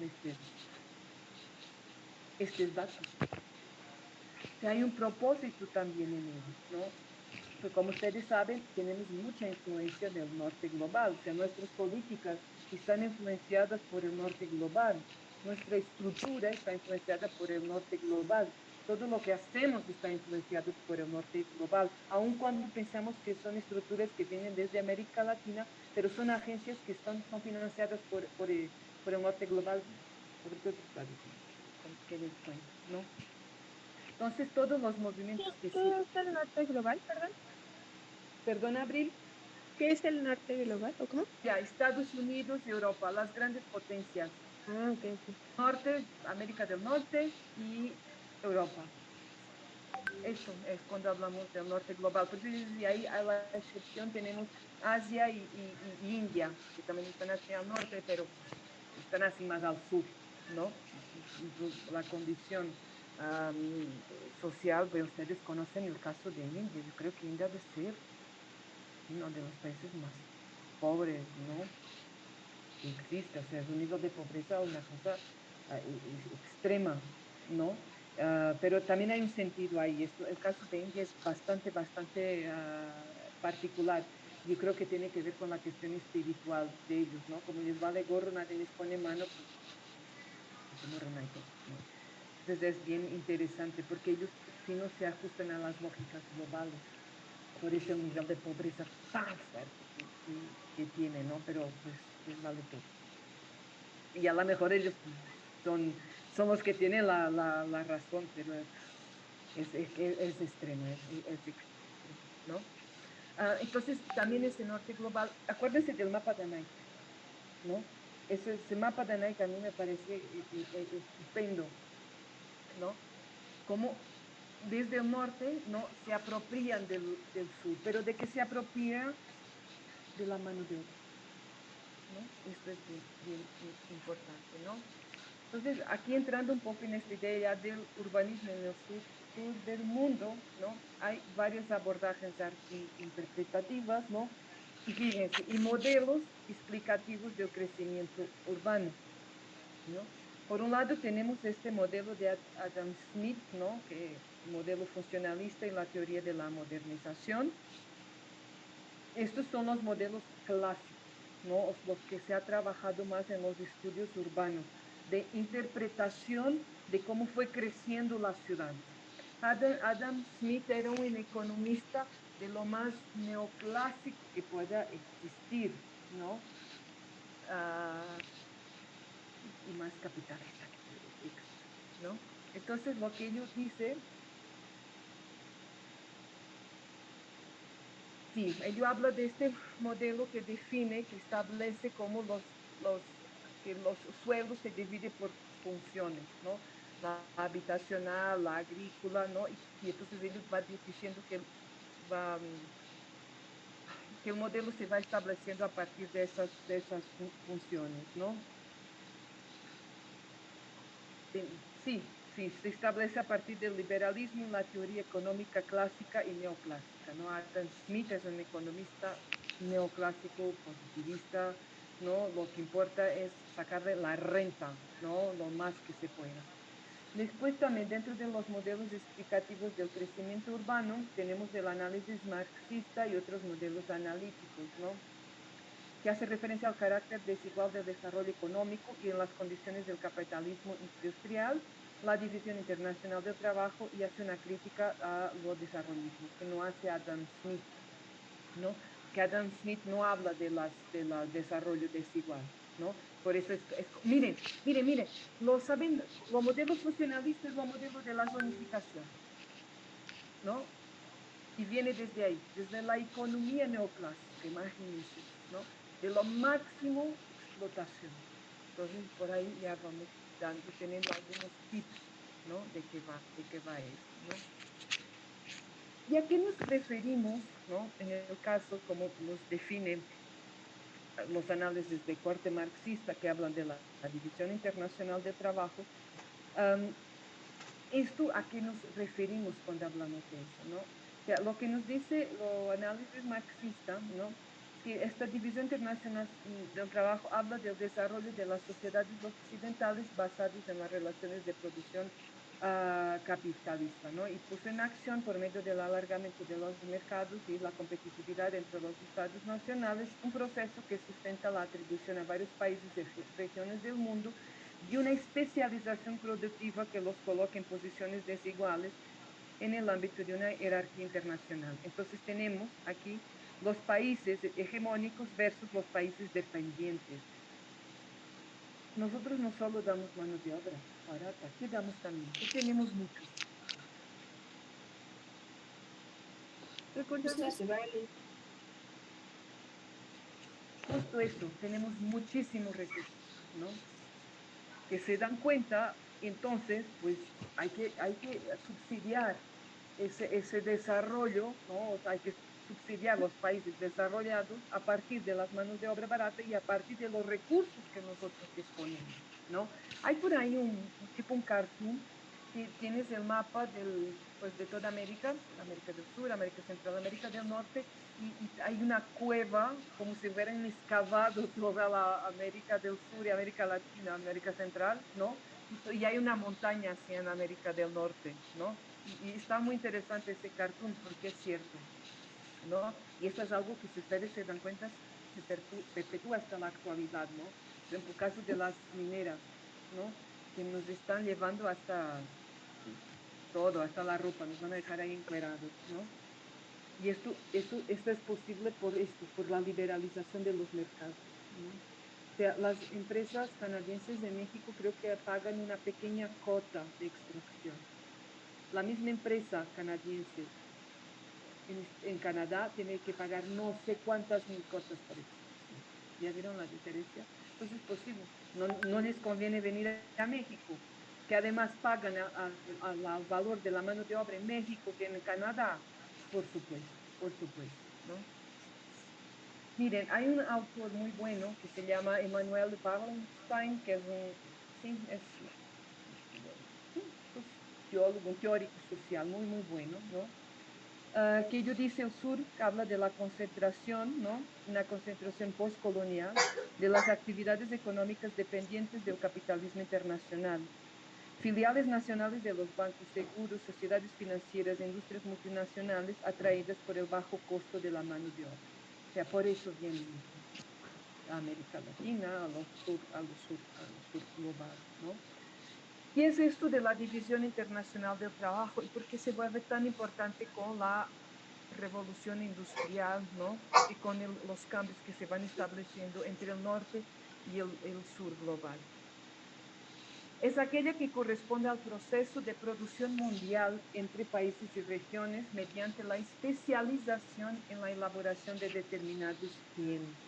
Ustedes han escuchado también hablar de la división sexual del trabajo. y ahorita también se habla mucho de la división espacial del trabajo. Va de la mano con esto, nada más que la división sexual del trabajo habla de la separación entre los trabajos que establecen los hombres y los trabajos que establecen las mujeres. También lo vamos a ver. La división internacional de trabajo es parte de un proceso más general de la economía moderna. Es una de las modalidades de la ONU, ¿no? La organización hace mucho tiempo no había ningún centro político que tomara decisiones sobre la conveniencia de especificar ciertas regiones en la producción de determinados bienes. Si vamos a ver esto nos habla también de una regionalización, ¿no? Eso es importante ahorita. Esta situación cambió notablemente a partir de la colonización de gran parte del mundo por las potencias de Europa, que le asignaron a las colonias el papel de productores de materias primas llamadas originalmente frutos del país, ¿no? Entonces, como vamos a dividir esto, la Organización Mundial nos dice que sí, ¿no? Entonces, como esto habla de especializaciones, entonces, no sé, México, tú me vas a dar, no sé, dígame algo, carbón. Brasil me va a dar madera. África nos va a dar no sé qué rollo. Entonces, nos sacan provecho a nuestros recursos. Pero fíjense, esto está mediado por las organizaciones internacionales. Por eso hay que tener también mucho cuidado con las organizaciones internacionales, ¿no? Cuando vemos esto de los objetivos del desarrollo sustentable, porque en realidad lo que ellos quieren es seguirnos subsumiendo y controlando y dominando, ¿no? Ustedes sabían que el BID financió el plano Lainote, no sé si se les había comentado, la Estrategia Nacional de Ordenamiento Territorial de México. ¿Quién? El BID, del Banco Interamericano de Desarrollo. Ahora, pero con condiciones, por supuesto. ¿Ustedes que les dan dinero hacia lo loco? Claro que no. Entonces, ¿saben cuál era la condición? El BID dio las directrices de cómo debería ser la INOTE en México. Entonces, no. Si el BID dice, no, va a tener que pasar una carretera de Tuxtla a no sé qué rollo, eso es lo que hay que disponer en otro. Si el BID dice que hay que hacer una central de no sé qué rollo, no sé para dónde, eso es lo que se hace, porque yo estoy dando el dinero. Ya vieron cómo nos controlan a partir del financiamiento que nos dan. Ellos son quienes definen cómo debemos ser. Por eso vamos tan bonitos, ¿no? Eso es muy complicado. Y vamos a ver, estas agencias del BID y la CEPAL son agencias que están financiadas ¿por qué? ¿Por quién?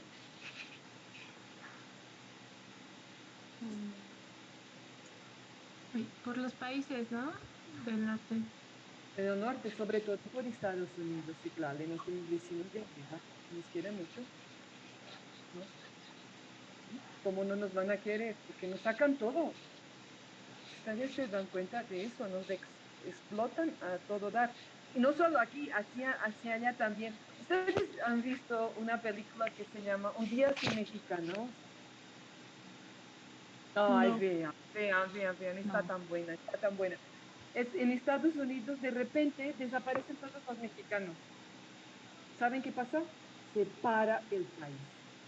El país se para. Se detiene. Ay, vean, que está muy buena. No, entonces no nos explotan solo hacia adentro, también hacia afuera. Fíjense, niños. A ver qué hay por aquí. Hombre, ese paisaje, no sé quién es. Ah, con la definición de paisaje. Por supuesto, claro, porque que realmente la tomamos como el convenio europeo que es parte del norte global. Por supuesto. Totalmente de acuerdo, ¿no? Entonces quieren que nosotros asumamos una conceptualización de paisaje que no es nuestra. Es que nuestro paisaje es muy diferente, ¿no? Es como esto de la Carta de las Américas. O sea, no, ¿y dónde viene la propuesta? De nuevo, de los vecinos de arriba, ¿no? Para que sigamos reproduciendo lo que ellos quieren que nosotros reproduzcamos, ¿no? Ujú. Eso es muy interesante. Por eso es que decía, Martin Checa, no sé si ustedes vieron la plática de él, dijo ahí unas cositas que me parecieron bien curiosas y bien interesantes, que decía, es que ¿cómo se va a reconocer algo de lo cual no se habla? o que no se reconoce como tal, ¿no? Si nosotros no reconocemos nuestro ámbito de lo que es nuestro paisaje,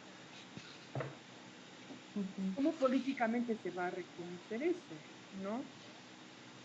No existe, Gabriela, no existe. Y eso es una insistencia que yo traigo ahí y me mandan a volar, ¿no? Estuve trabajando en un proyecto de maestría en diseño sustentable del paisaje, ¿no? Desde el ámbito latinoamericano. Yo decía, hay que formar una escuela de pensamiento de paisaje en México. No es posible que la licenciatura es la primera de América Latina y no se reconozca eso. ¿Viste? Me mandaron a bomba. Hay que armarla. Abril, está hecho el proyecto, está listo, está perfecto, ya pasó por todas partes, solo falta pasar por posgrado. Oh, Pero del posgrado dijo que no, porque no, ella no quería. Entonces ya no se avanzó. Entonces ahora lo que teníamos que hacer es que este director tenía que ponerse al tanto, ¿no? Ir a defender la maestría. ujú. Pero no creo que ella interese. Sí, porque yo ya no sé qué hacer. Para convencer de que pues hay que ir para adelante. O sea, las partes más difíciles ya pasó. Oye, mire, ya fue aprobada por DIGAPA, ya fue aprobada por COAIES, ya fue aprobada, solo falta posgrado. O sea, el proyecto está súper, está estupendo, ¿no? Y justo es eso, tenemos que manifestarnos, tenemos que nos poner en la cima, demostrar que estamos haciendo, tenemos que construir algo desde adentro. Un pelo, no sé. Pero así, pero la Convención Europea de Paisaje, ¿no? Y la marcha que nos habla de México y nunca no ha ido a Ciudad Mesa. O sea, eso a mí me trae de cabeza, me trae de cabeza, ¿no? O sea, y con gente tan buena, está haciendo cosas súper interesantes, ¿no? Estos alumnos que tengo que hicieron lo de la estructura ecológica para la Ciudad de México, o sea, no es porque fueran mis alumnos, porque ellos se desarrollan por ellos mismos, no me necesitan a mí. Hicieron un trabajo, pero un súper trabajo, pero buenísimo. Ahí está. ¿No? Entonces, ¿qué hacemos, no? La revolución, yo digo, ¿no? Yo creo que hay que hacer la revolución de paisaje. Entonces, bien, a la medida que América fue lentamente desconectándose, ¿no? Del mundo entre el siglo XIX y mediados del siglo XX, las decisiones económicas sobre el mejor modo de dividir la producción mundial fueron pasando a los grandes grupos empresarios y financieros. En 1855 fueron principalmente las empresas multinacionales responsables de 75% de la producción mundial, las que toman las decisiones fundamentales sobre la división entre la gravedad del asunto. Miren, este mapa es muy interesante, habla de la distribución mundial de exportaciones de bienes de alta tecnología, Fíjense en esto. ¿Dónde tenemos lo más oscuro? En términos de lo que exportan, pero eso es de alta tecnología. Estados Unidos, tenemos una parte de Europa Central. Pero miren, se especializa en la producción agropecuaria, industria de autopartes, cemento, industria maquiladora, o que manda para afuera. ¿Sí, sí, Claudia? Ay, justo iba a preguntar eso, o sea, es que vi que está México, China y Rusia y pues más o menos anda en lo mismo la mano de obra. O Pero sea, de que mira, en Rusia peor tantito que aquí. ajá, pero mira lo que está mandando México. Petróleo, Ajá, Citlali. Es que ahí sí, está sí. el interesantísimo, ¿no? Porque Estados Unidos es la producción de industria de autopartes. ¿Ya viste? Es que va dependiendo de los países de los bienes. Y México, el petróleo se lo manda todo. Y después aquí, la gasolina no es cara, es carísima. ¿Ya vieron? Los gringos son más listos porque tienen con la industria de las autopartes, ¿no? En México aquí también tiene un ensamblaje importante en la máquina. No se olviden de la maquila en el norte. es muy, muy, muy importante la maquila en México. Entonces ahí depende de la fuente, de lo que tú produces, ¿no? Miren, aquí es bien importante este mapa, este esquema, a lo mejor vamos a ser más claro en términos de lo que representó la División Internacional de Trabajo que se da con la segunda revolución industrial, ¿no? La primera fue generar toda esa plataforma, sí, ese ejército de reserva de mano de obra. Entonces, ¿qué se establece? ¿No? Los países centrales, productores de bienes secundarios, ¿no? Los productos industrializados. Y países y colonias periféricas, productores de bienes primarios, alimentos y materias primas. O sea, nosotros mandamos la materia prima, ellos la transforman y después nos mandan las cosas transformadas. ¿Ya vieron? Esta es la desgracia total. Es como, yo produzco aguacate, lo mando para Estados Unidos y ellos allá hacen el guacamole enlatado y me lo venden a mí. Es esto. O sea, esto es así lo absurdo del absurdo, ¿no? ¿Esto es por lo del Tratado de Libre Comercio? Sí, ¿no? ¿Cómo, Abril? Todas esas cosas son por el Tratado de Libre Comercio, porque nosotros no podemos producir, ¿no? Eso vino después, Abril. O sea, ya era grave aquí, después se vuelve más grave después con el Tratado de Libre Comercio, Abril, ¿no? Porque justo mandamos a lo bruto y nosotros no tenemos. ¿No? Esta es la paradoja, la lógica más tonta que uno pueda imaginar, ¿no? O sea, si nosotros tenemos de los aguacates, ¿por qué no hacemos nosotros el guacamole? No, lo mandamos a Estados Unidos, ellos lo hacen y después nos venden pues carísimo, ¿no? Miren, un caso que fue muy interesante allá en Portugal. Portugal tiene la mayor producción de puerco negro en el sur de Portugal. Es una carne muy, muy, muy valorizada. Entonces Portugal produce el puerco negro y lo manda para España. La España hace los jamones negros, los jamón serrano, ¿saben? Del puerco negro y después lo vende a Portugal carísimo, porque es súper caro el jamón del puerco negro. Entonces, ¿ah?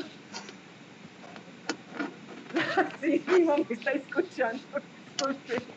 Y está diciendo, y además te dan los puercos blancos que no sirven y que la carne no sirve para nada, ¿no? ¿Ya vieron eso? Es que es surreal, ¿no? Entonces, miren, por ejemplo, aquí está interesante este esquema, ¿no? País central, Inglaterra, las colonias periféricas que mandan pues alimentos y materias primas y pues los países centrales los transforman y ya los mandan a los países periféricos. Miren, los de arriba no son vistos y nosotros porque estamos amarrados justo ahorita por el Tratado de Libre Comercio, pero también se fueron estableciendo tratados que no permitían que tú producieras. ¿Ya vieron? Qué cosa más espantosa. ¿Cómo? No, dije... Sí, aquí alguien, Alejandra, además el guacamole es lo más vendido durante la temporada de fútbol americano. Así es, porque es el producto más vendido, pero los aguacates son de Michoacán, ¿no? Y les puedo asegurar que son baratos, muy baratos, ¿no? Y nosotros, para comprar aquí un kilo de aguacate, oigan, a mí se me hace muy caro el aguacate en México, ¿no? Siendo un productor nato de ¿Cómo? ¿Alguien comentó algo aquí?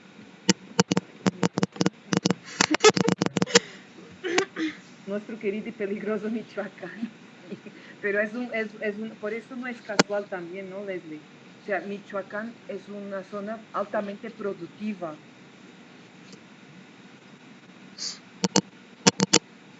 Entonces, no es casual que pase eso, ¿no? Que por ser tan peligroso, ¿no? ¿Por el Porque territorio? también, ¿cómo? Todas las cosas que pasan ahí son por territorio, ¿no? Exactamente, es la lucha por el territorio, además son territorios altamente productivos, ¿no? Entonces, por eso pasa lo que pasa ahí. Porque aquí había más comentarios. Entre los narcos y los agricultores, así es. También eso sabemos me pasa mucho en Chiapas. Ahí tenemos un problema fuerte también con los productores, en lo narco y ahí tenemos otro problema más, que es la cuestión de la migración, no la trata de personas para los cultivos, los que vienen desde Centroamérica y que ahí lo narco los agarra y para trabajar en los cultivos, ¿no? Y que también ahí es interesante porque se está perdiendo la producción de café adivinen para qué. Para Starbucks, ¿no? Ah, pero alguien estaba diciendo que Ay, está ¿me generando escuchó? una cosa, sí, de qué es las cadenas de valor y parece que realmente se está haciendo algo ahí, pero no para solamente estos reciclables, sino para la cuestión de la plantación de hierba, de droga. Entonces ahí también se está viendo una sustitución de los usos del suelo, importantísimo. Pero también los que más consumen esa droga son los países como el norte central. Sí, no. ¿Qué te cuento, Abraham? ¿Qué te cuento? Efectivamente, es para mandar para otras partes. Y como aquí pues no hay regulación, no hay nada, pues, ¿quién se va a meter con los narcos? Ujú. ¿No? Que estén ahí tranquilitos haciendo lo que les toca, ¿no? Y ya estamos, ¿no? A los europeos y a los gringos, por supuesto, por supuesto. Todo hacia norte, ¿no? Esto es, esto es muy fuerte. Entonces, bien, dentro de otros modelos explicativos, estamos hablando de la marxista, estábamos hablando del funcionalista. Está trabado. También otro modelo es lo de lo ecodesarrollo. Vale la pena rápidamente pasar para que ustedes vean que hay muchos modelos explicativos de desarrollo de las ciudades y que es lo más significativo para mí es que ustedes vean cómo estos modelos no necesariamente tienen una relación con los modelos de las ciudades latinoamericanas, ¿no? Y ha habido poco cuestionamiento a eso, ¿no? El modelo explicativo del ecodesarrollo dice que la ciudad es considerada no tanto por su función de conexión entre la sociedad nacional y la internacional, como por el hecho de ser un tipo particular de sociedad local que presenta problemas específicos y por sus recursos particulares. Esto sí se ha tomado en algunas zonas de México para explicar algunas zonas de México, pero bien, lo que no podemos obviar es que todos estos modelos sí tienen una connotación que viene desde arriba. En el estudio de las ciudades del sur global se atribuye particular atención no tanto a los centros direccionales, pero de preferencia a las extensas periferias donde vive la gran mayoría de la población que obtiene sustento sobre todo de la economía informal. La sobrevivencia de esta población está ligada, no marginal, a una red de lazos de solidaridad familiar, étnica, de vecindad y relaciones de reciprocidad. Fíjense, esto es interesante y que tiene algunas cuestiones que lo podemos retomar. Por ejemplo, tengo una alumna que estuvo trabajando en Guadalajara y justo sale esto a lucir, o sea, las personas de la periférica establecen lazos de solidaridad más fuertes, por lo mismo que están muy alejadas, que necesitan apoyo entre ellas. Esto es interesante. Esta red puede ser visualizada como un recurso esencial que si estuviera a su disposición el apoyo de tecnologías modernas, bueno, ya, tan relevante, ¿no? La existencia de unos elementos básicos organizadores de la estructura urbana, centros urbanos, sistema de transporte y de factores explicativos de la localización de los principales usos del suelo urbano, respecto a ellos han posibilitado la formulación de diferentes teorías, tratando de explicar las regularidades geométricas de la posición en el interior de la ciudad de las principales áreas homogéneas en cuanto a la utilización del suelo se refiere.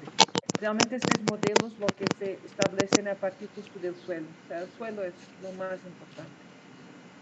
Otro modelo explicativo viene desde la ecología urbana, desde la escuela de Chicago, muy famoso, ¿no? La escuela de Chicago y todo lo que ha hecho en relación a los estudios urbanos, pero tampoco vamos a obviar que viene desde el norte global, ¿va? Y que también asumió muchos de los postulados del urbanismo moderno, ¿no? Acuérdense de la exposición de Chicago, acuérdense, ahí sí un padre nuestro, uh, ¿cómo se llama el paisajista más conocido?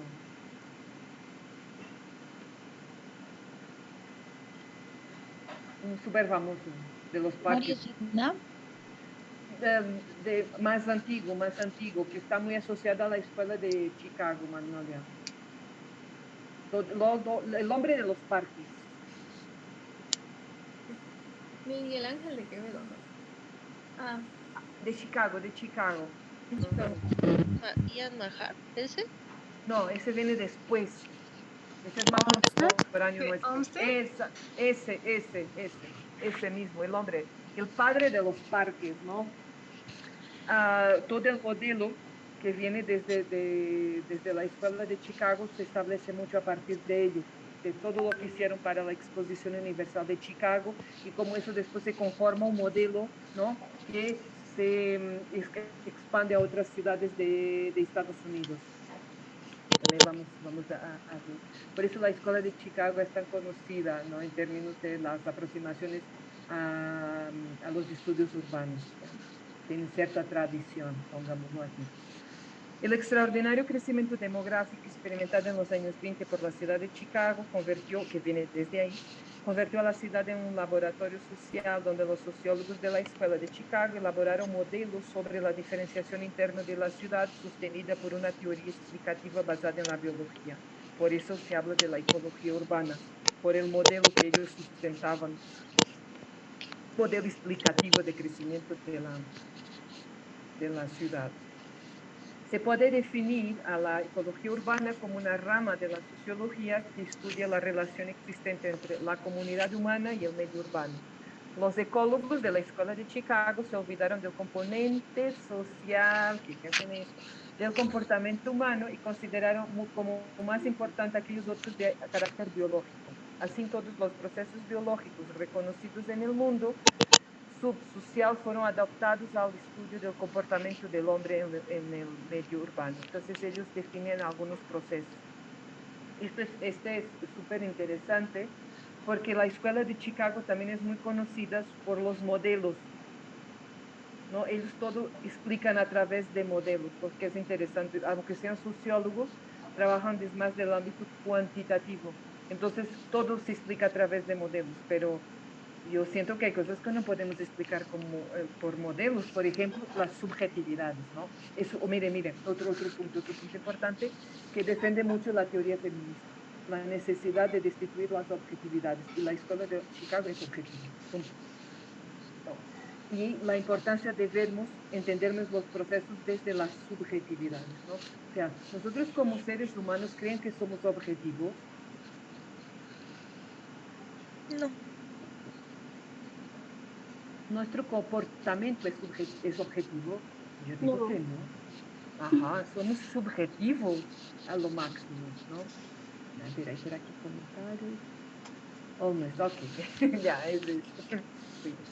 Por un lado, la competencia, y esto, ustedes tuvieron ecología o ecología urbana. Sí. Ecología, nada más. Solo tuvieron ecología y ahí no vieron la parte de ecología urbana. No. ¿Cómo pasamos los No procesos mucho. de la ecología a la ecología urbana? ¿No vieron eso? Porque viene desde ahí.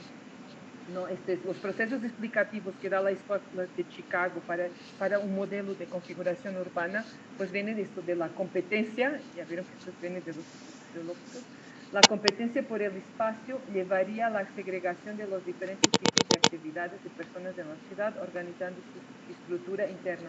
¿Sí, Alejandra? O sea, bueno, tengo una duda.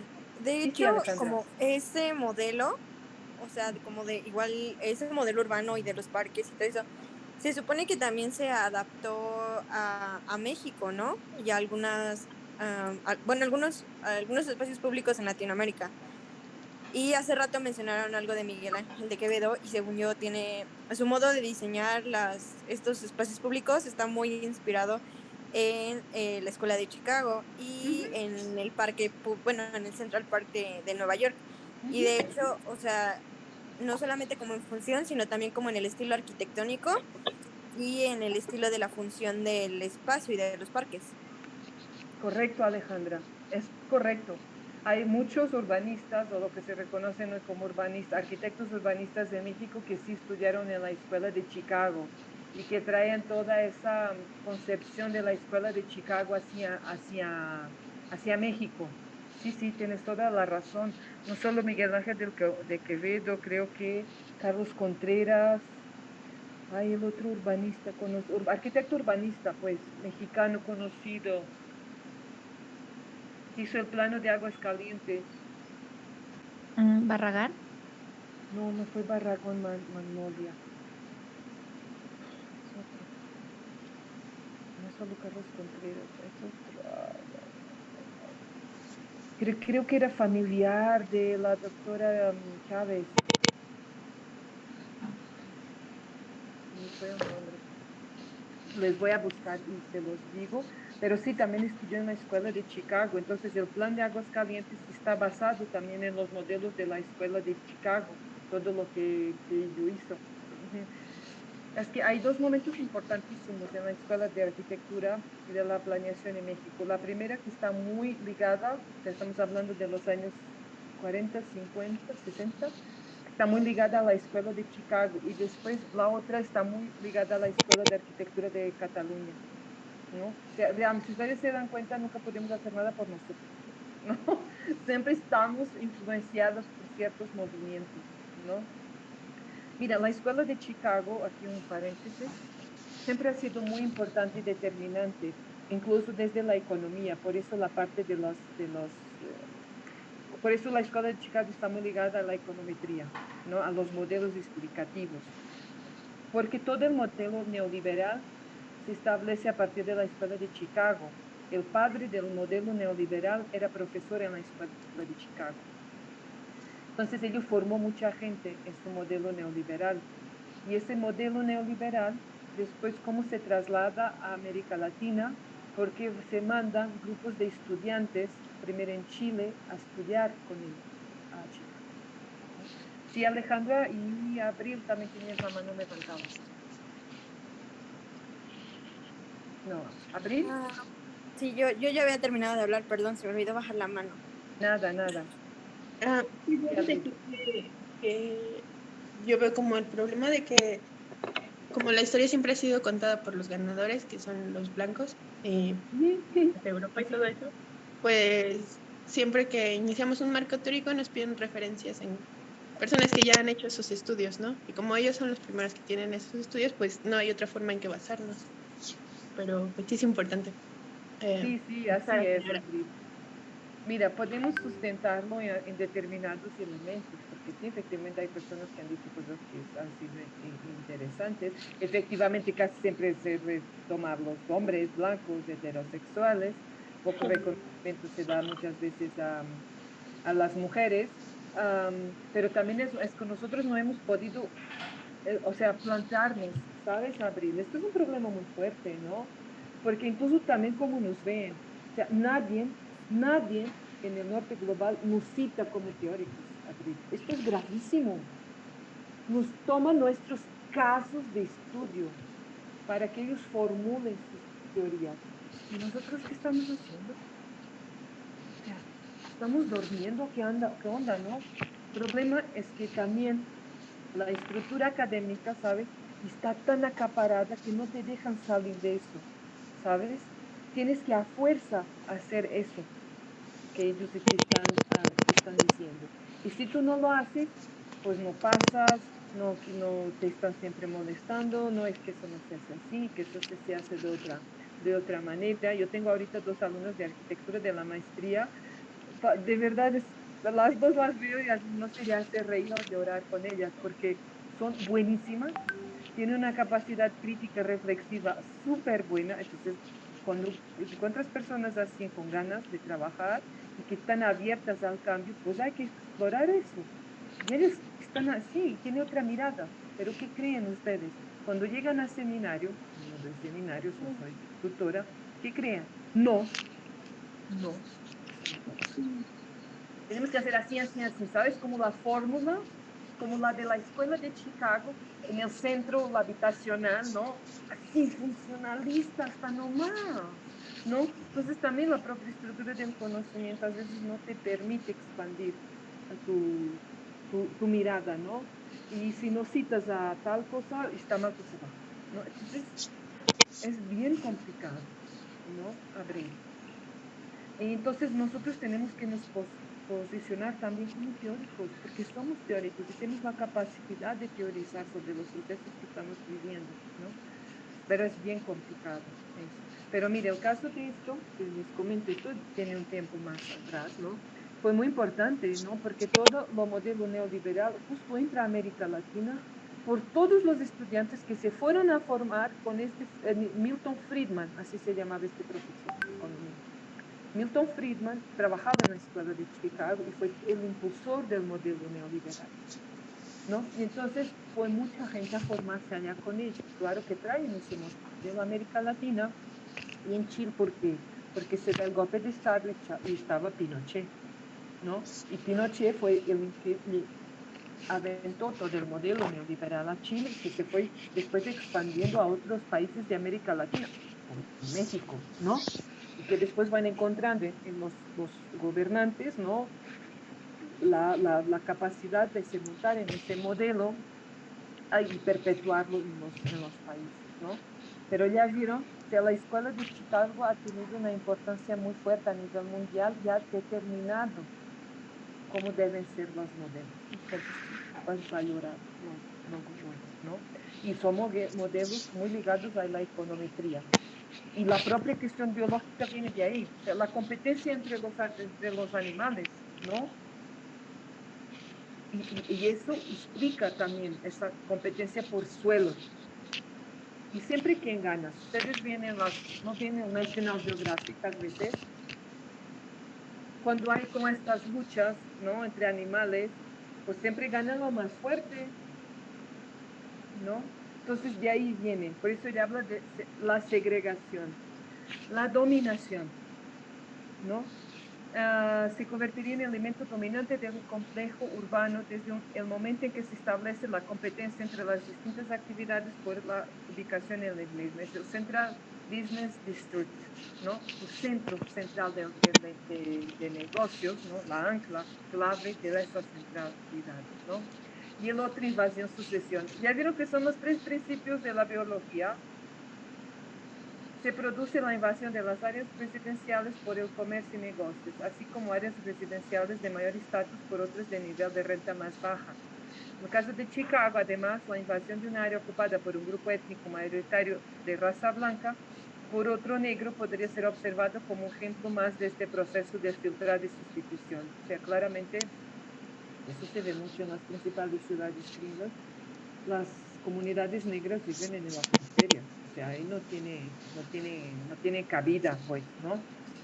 Estos principios generales del funcionamiento de la ciudad fueron aplicados en varios modelos relativos a la diferenciación interna de la ciudad. Pero, por ejemplo, era lo que yo, ay, no fue con mi otra alumna que tuve antes que estaba explicando. Por ejemplo,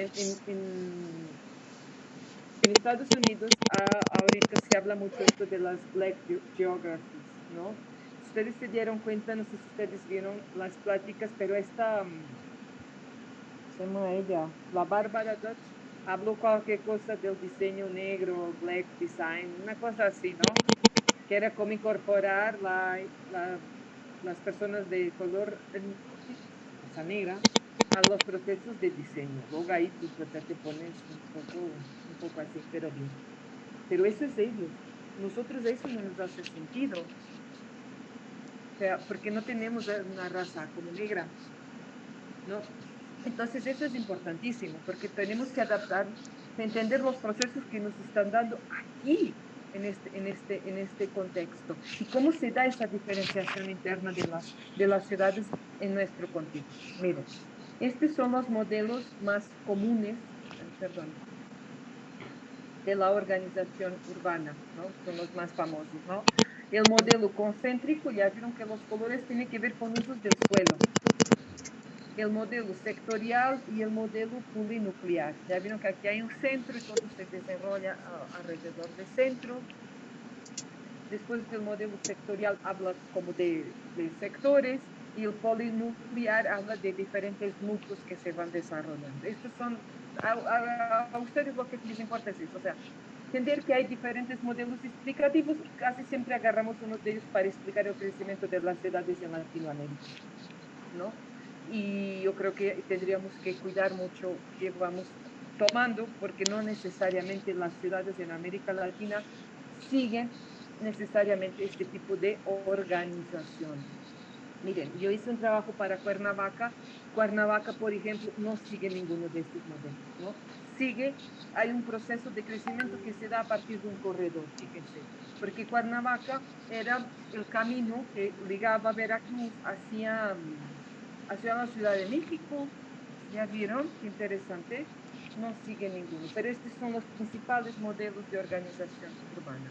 Mira, aquí les voy poniendo un poco de la explicación de cómo es cada uno. Tampoco es tan relevante porque esto los voy a pasar, pero esta es importante. Crítica a estos modelos, ¿no? Entonces hay varios autores, a varios pocos, no piensen que tampoco tantos, ¿no?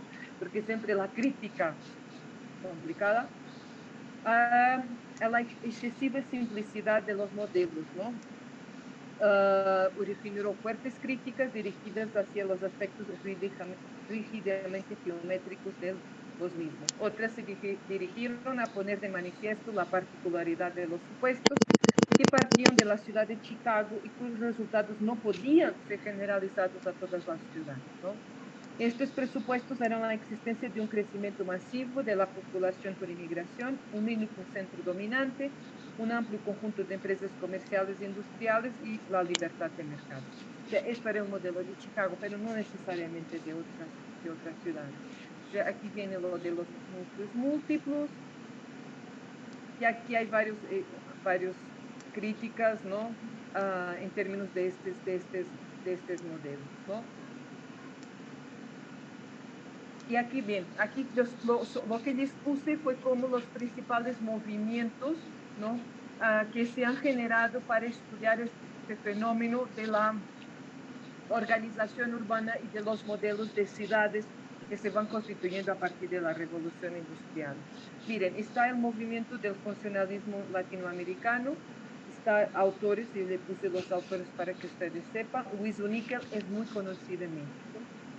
Y Gino Germani, está lo de la dependencia, marginalidad y centro-periferia, está Aníbal Quijano y Paul Singer, la escuela marxista Henri Lefebvre y Jean-Pierre Garnier, estudios de renta del suelo Topalov y David Harvey, movimientos sociales urbanos Castells y Borja y corredores terciarios de Manuel Pradilla. Estos son tres ámbitos también de análisis que salen fuera de estos planteamientos, estos modelos, ¿no? Y que han estudiado algunos elementos desde las ciudades latinoamericanas. Esto yo se los dejo aquí para que ustedes sepan un poco más, ¿no? Cómo se ha estudiado a nivel de América Latina. Bien, creo que ya no tenemos tiempo de más, ¿no? Ya pasa de la una. Entonces nos quedamos aquí en los modelos, ¿no? Y a la siguiente clase vamos a ver factores de crecimiento urbano en el sur del mundo, o sea, los procesos que se han dado específicamente en el sur del mundo, en el sur global, en términos del crecimiento urbano. La próxima semana nos vamos a ver también. La próxima semana es clase sincrónica, ¿sí? A ver aquí el chat. Exacto, que son inclusivos. Esto de compartir. Entonces, bien, considerando nuestra tablita, la próxima semana no tiene nada que hacer porque nos vamos a ver de forma sincrónica. Vamos a intentar terminar esta idea del crecimiento urbano para llegarnos a la actualidad posible, para empezarmos entonces con los términos o los conceptos más de la contemporaneidad, para irnos viendo cómo se ha dado este proceso de reestructuración neoliberal en las ciudades, y vamos a ver este pequeñito documental, son 4 minutos por ahí, ¿no? Pero está muy bueno. A ver si esta semana termino de revisar todos los trabajos y de calificar, pero los felicito porque me gustaron muchísimo, ¿no? Y ya también si tiene más alguna duda relacionada al texto, también la podemos ver la próxima clase. ¿De acuerdo? Sí. Sí, gracias. Gracias. Perfecto. Un gusto. Gracias. Nos vemos en estos días. Muchas Gracias. gracias. Bye. Buen